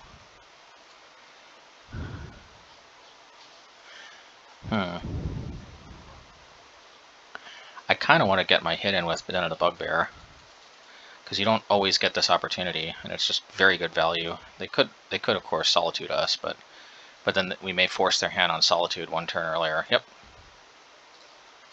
I still count this as a win, because I think what ideally they want to do is play Solitude. And I think that is not as ideal for them.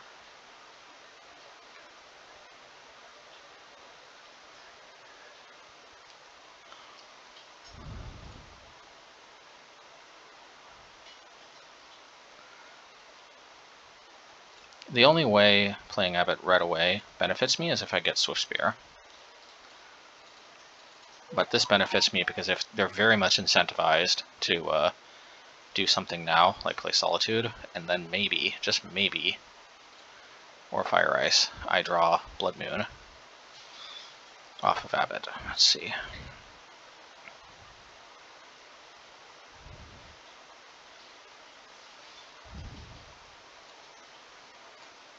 Alright, well I can start Recurring Hammer next turn.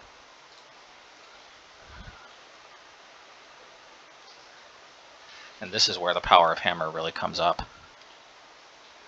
Nahiri, that's a little bit odd. Well, maybe I want to Shatterskull. Yeah, I think I want a Shatterskull.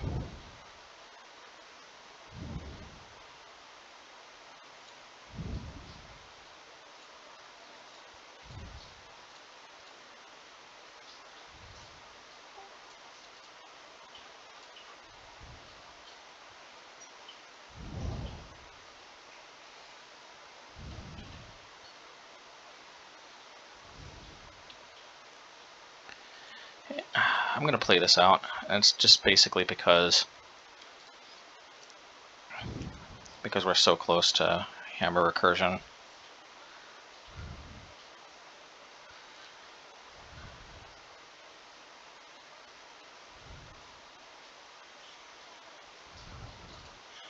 That's a big boy.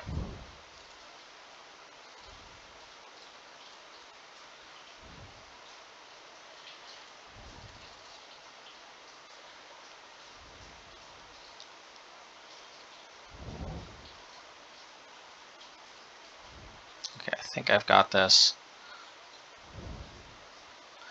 As long as they don't have Force Negation and blue card.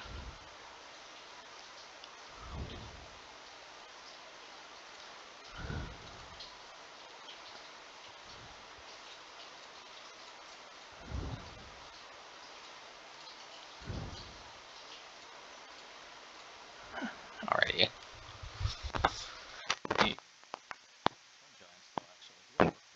It's not too bad. Could be a good control. That's right.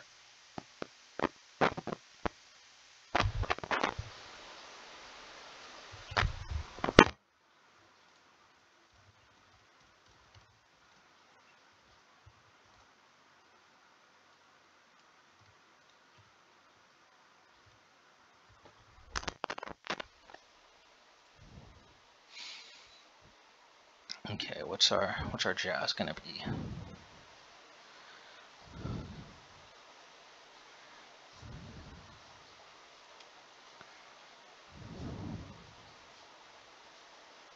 I mean, it just so happened Lightning Bolt was good there, but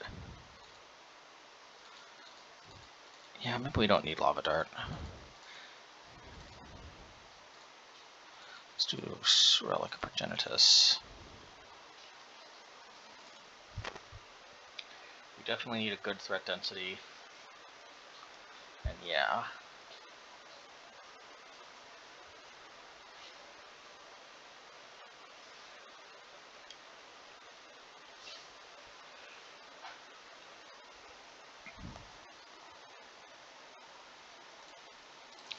And we'll keep.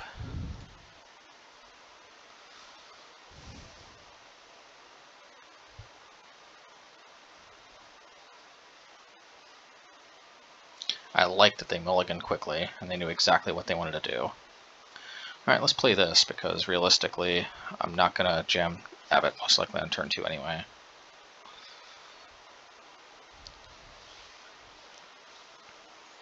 Prismatic Ending. Oh. Well, that's nice. Guess I need a Pirate Spellbomb then.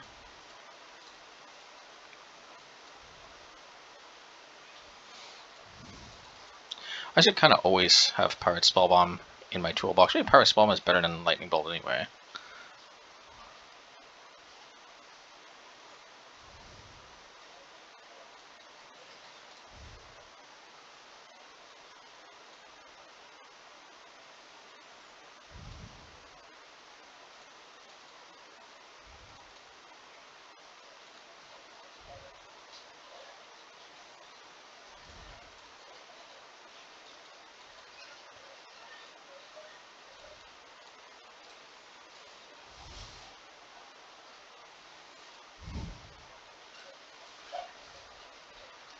Bonecrusher Giant could potentially lead to some helpful situations.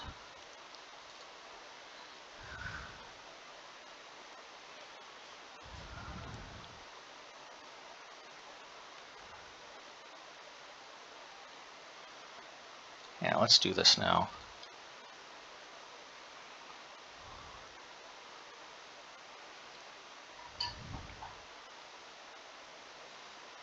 Because this boosts our creatures, which maybe will lead to a Teferi kill. We shall see.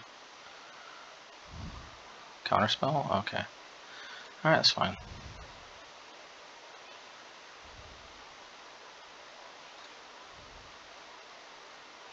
Let's get rid of this, this, and this.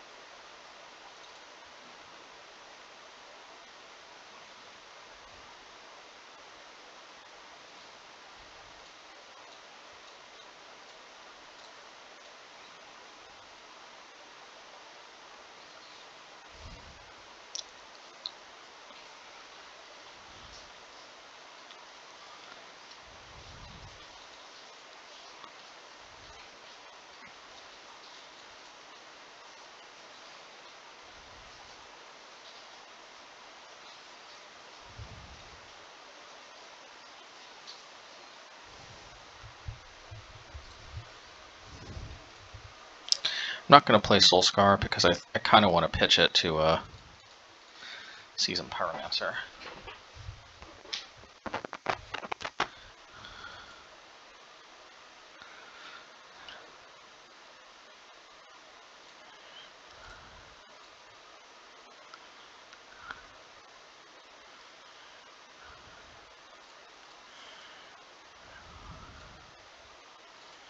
Alrighty.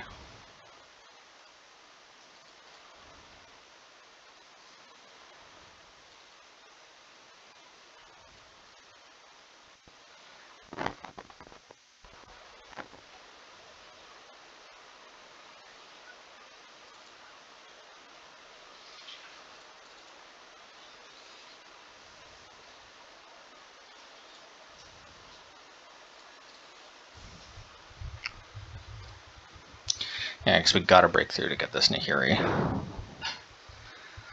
There's no other way.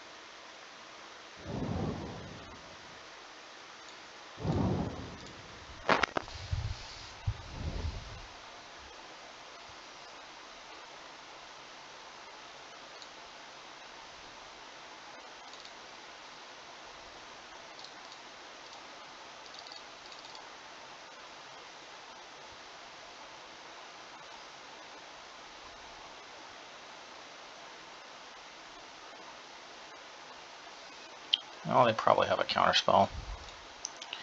It was worth a try anyway.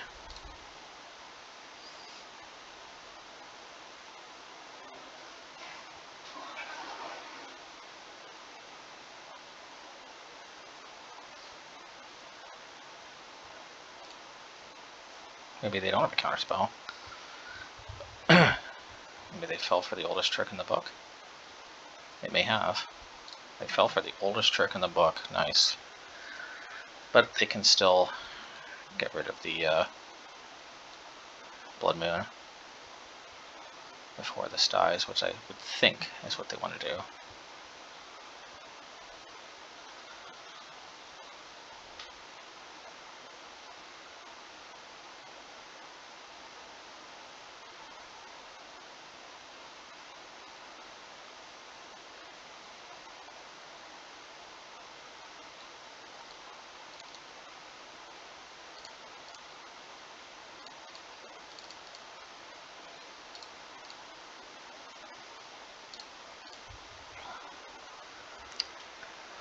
Alrighty.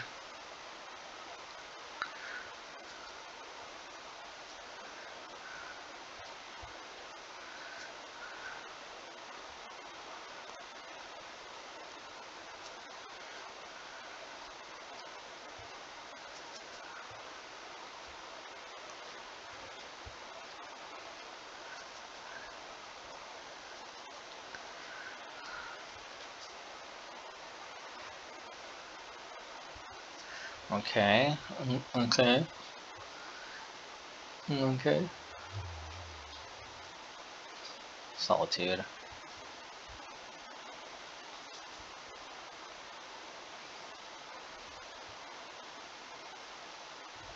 Well, if I draw like another Stomp or something, or Hammer Garden, then I think I'm right back in. Ah, yeah, let's do this. Yeah.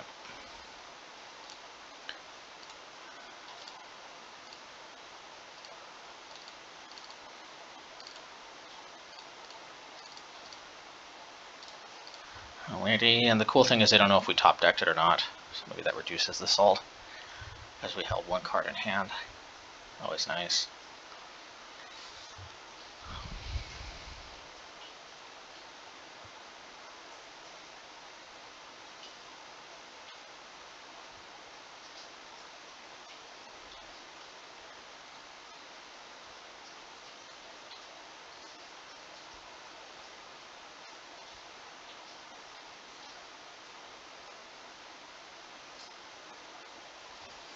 I have Cryptic Command mana.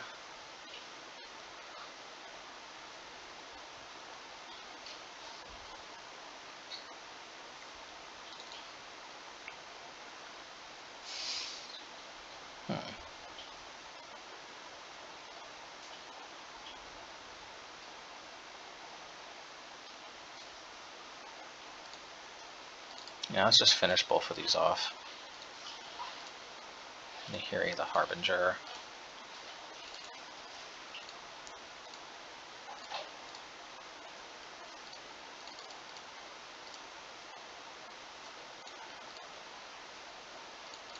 Oopsie. Oopsie daisy. Yeah, I forgot about Chalice.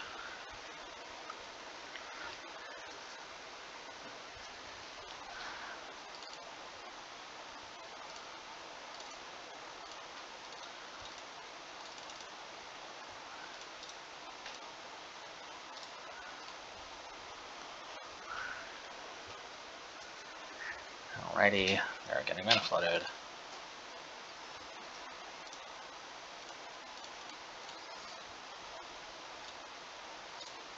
That is not ideal. I should have one more token from the Soul Scar, but hey, what can you do?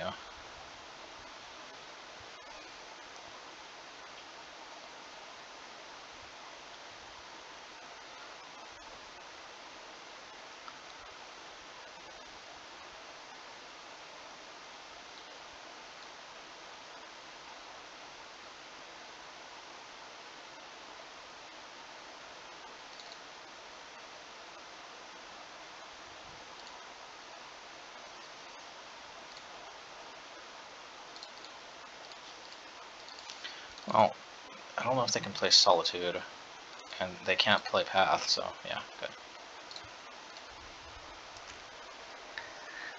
Again, we should have one more token here, though, but hey. What can you do?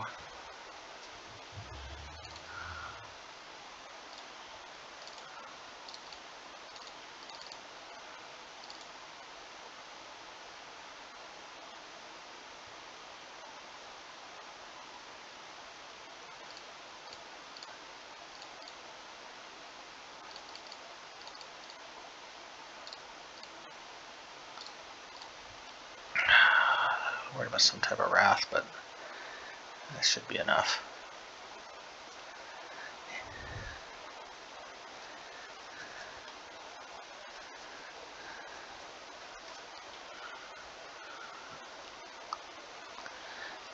GG's.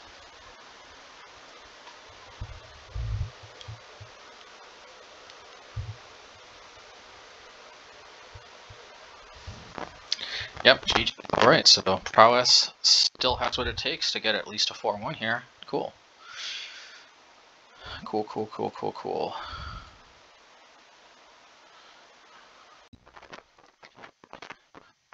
Right. Post-league.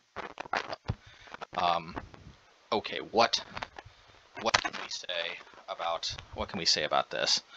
So, yeah, I mean, I think that I think we demonstrated that this deck definitely can hang with the big boys, and it definitely is a worthy alternative to the Obosh Red deck that I've been pioneering. No, I don't regret shelling out for Ragavan and pioneering that alternate take, because there are certainly there's a give and take, and there's some matchups that's better against. Plus, it's just really fun sometimes to play different cards, like to play Fury and Ragavan and all of that. They are, you know, it's exhilarating sometimes to play those high-powered cards. But this deck is significantly cheaper, not playing most of those higher-powered cards, and it is still exceptionally powerful. And I do exceptionally like these cardboard, choices. Honestly, not having Mages of the Moon is probably one of the most questionable things, because I really, really do like that card. But I think we can get away with it because, hopefully we can just, like, for example, rush Amulet Titan to a greater extent. Although it's fairly good at not dying in the early turns because of, like, Radiant Fountain and Ancient Explosives and stuff. So, like, definitely the Amulet Titan matchup is worse. Most of that just comes down to Blood Moon, but but I do think the increased ability to juke wins with just rush down will at least somewhat hopefully make up for that. Yeah, but at the end of the day, I think that this deck performed pretty much like as we wanted it to. Yeah, and I'm just not really sure there's much if anything I would change. I think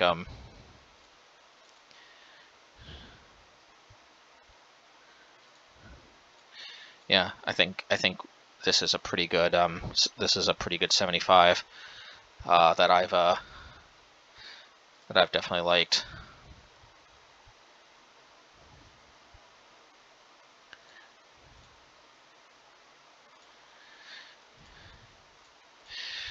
Yeah, against Affinity, definitely Shenanigans helped out a lot. Reanimator was the only loss, and a lot of that I think comes down to like, yeah, a lot of that comes down to like Relic of Progenitus, which we just didn't see in Game 3, and I was just taking a lot of mulligans, which maybe I should have mulliganed to Relic, but they're not like Dredge, so you know, you don't want to just get outgrinded by like regular cards and then they hard cast Archon. Blood Moon seems to help prevent hard casting Archon at least, but I don't know what that third match was. I call it Chromatic Sphere / Star.dec. I don't know. Something else is definitely going on there. Maybe it was a Restored Faith. I forget what it's called. That like eggs type deck with like the new Second Sunrise type of card. I don't know. But anyway, whatever that was, it seemed like Blood Moon was helping out a lot. Mardu Elementals. Interesting alternative take on Elementals. I think that's a little bit more favored for us because I do think Lava Dart lines up very well against Lightning Skelemental. Yeah, Jeskai Control. Yeah, I think if anything, this deck might even be more favored against Jeskai Control because like if we dish out a lot of damage early in the game, sometimes they're just really on the back foot, and then we're in the situation where like resolving one hammer wins, then they're really in a tough spot because then they have to keep countering hammer again and again and again, and eventually they run into counters. So, you know, anyway, not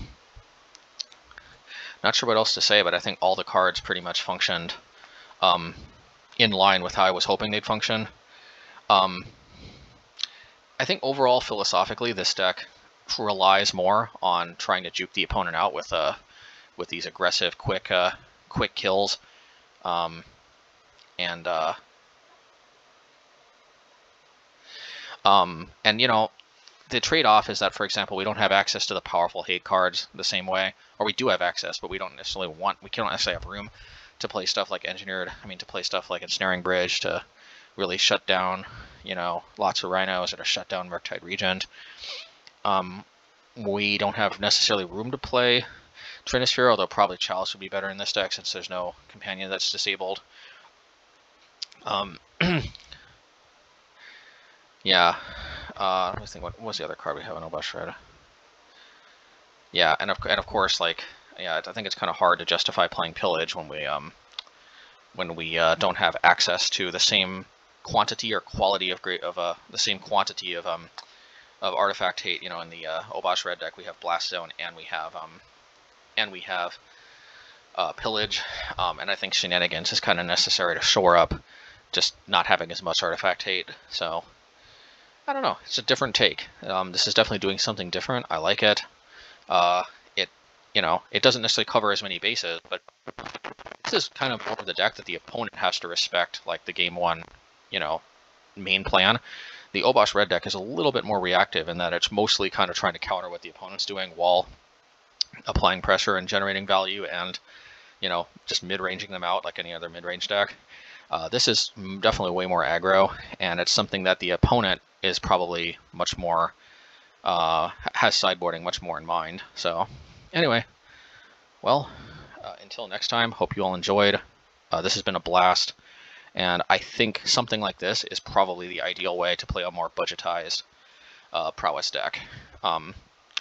Yeah, Seasoned Pyromancer is just so good. It's hard. I think if there's like one money card that you want to invest in first, to level up your your non-burn like kind of red game, I think Seasoned Pyromancer probably comes before Ragavan. You feel the difference without Seasoned Pyromancer. You don't always feel the difference with Ragavan. Like Ragavan a lot of times just eats a bolt and dies or something, or just like gets stonewalled and can't attack. When it connects, it's obviously insane. But Seasoned Pyromancer, you almost always see the power. You must always feel the power. Like, you know, this card almost never gets dealt with just one card, and even when it does, even when it gets countered, like you feel having access to those tokens. Like, it makes a difference in the game. Like, there's just no doubt about it. Almost every single game, you feel the power of Seasoned Pyromancer. You feel it almost every single game. You feel it every time you draw it. It's always one of the best possible draws you can draw. Like, whenever you're like top decking, it's always like one of the best possible top decks you could possibly have. And even in your opening hand, it's one of the most welcome. It's one of the most consistently welcome. And I don't want to say just insane cards. I mean, and the fact that it's a creature too, unlike Light Up the Stage, I really like that, because it produces 4 power worth of creatures. So sometimes that's just how you start the game off. That's how you start applying pressure. It's not ideal, because it doesn't apply as much pressure as early as Swiftspear and Soulscar, but I mean, I don't know, it's better than just dirtling around. Like, sometimes getting your damage game started on turn 4, attacking with Seasoned Pyromancer and its tokens are you know, definitely better than dirtling around. So yeah, I think, you know, like with the Merfolk deck, like with my budget series, I'm not going to try to, like, I don't know, I still want to win. So I'm going to be honest, like, I still want to win, so there's kind of a limit to how budget I make the decks, but I am going to be kind of budget conscious, and I'm going to keep in mind cards that are reasonable replacements. I actually started off playing this deck with a Light Up the Stage, and I think this was kind of like a 3-2 deck with Light Up the Stage. This feels like very much like a 4-1 deck with Seasoned Pyromancer, though, I do have to say. But Light Up the Stage is a very reasonable alternative. But unlike Ragavan, there is no other card that I think does quite as much as Seasoned Pyromancer, and does like exactly what it does, and does it as powerfully, and does as much in as many matchups, and also just helps you filter suboptimal cards, and works so well with Martin, and like, I don't know what else to say. But yeah, anyway, I guess if you like this content, you know, subscribe for more. You know, it's possible I might actually try something like maybe user suggested, you know, deck or something like that. I might start off opening up something like that for the patrons. We'll see. But yeah, if you all are interested in me trying some type of deck or some kind of concept, you know, I think Nikatu does something like that. Or, you know, I wouldn't necessarily be against it, although I may require the cards to be loaned, because like I don't know, like, it's obviously, if I just buy the cards and then I return them, then obviously, like, I kind of lose value. But presumably if you're interested in me trying the deck, you have the cards. Well, anyway, I don't know. I'm not sure how other content creators do it, but I don't have a rental service, so like, I would just hate to bleed value by just like buying the cards and then selling them back. In any case, yeah, take care, everybody, and you know, however this ends up going, I hope that you all enjoyed it, and I hope that you got value out of seeing that you don't need Ragavan to succeed in Modern. All right, take care.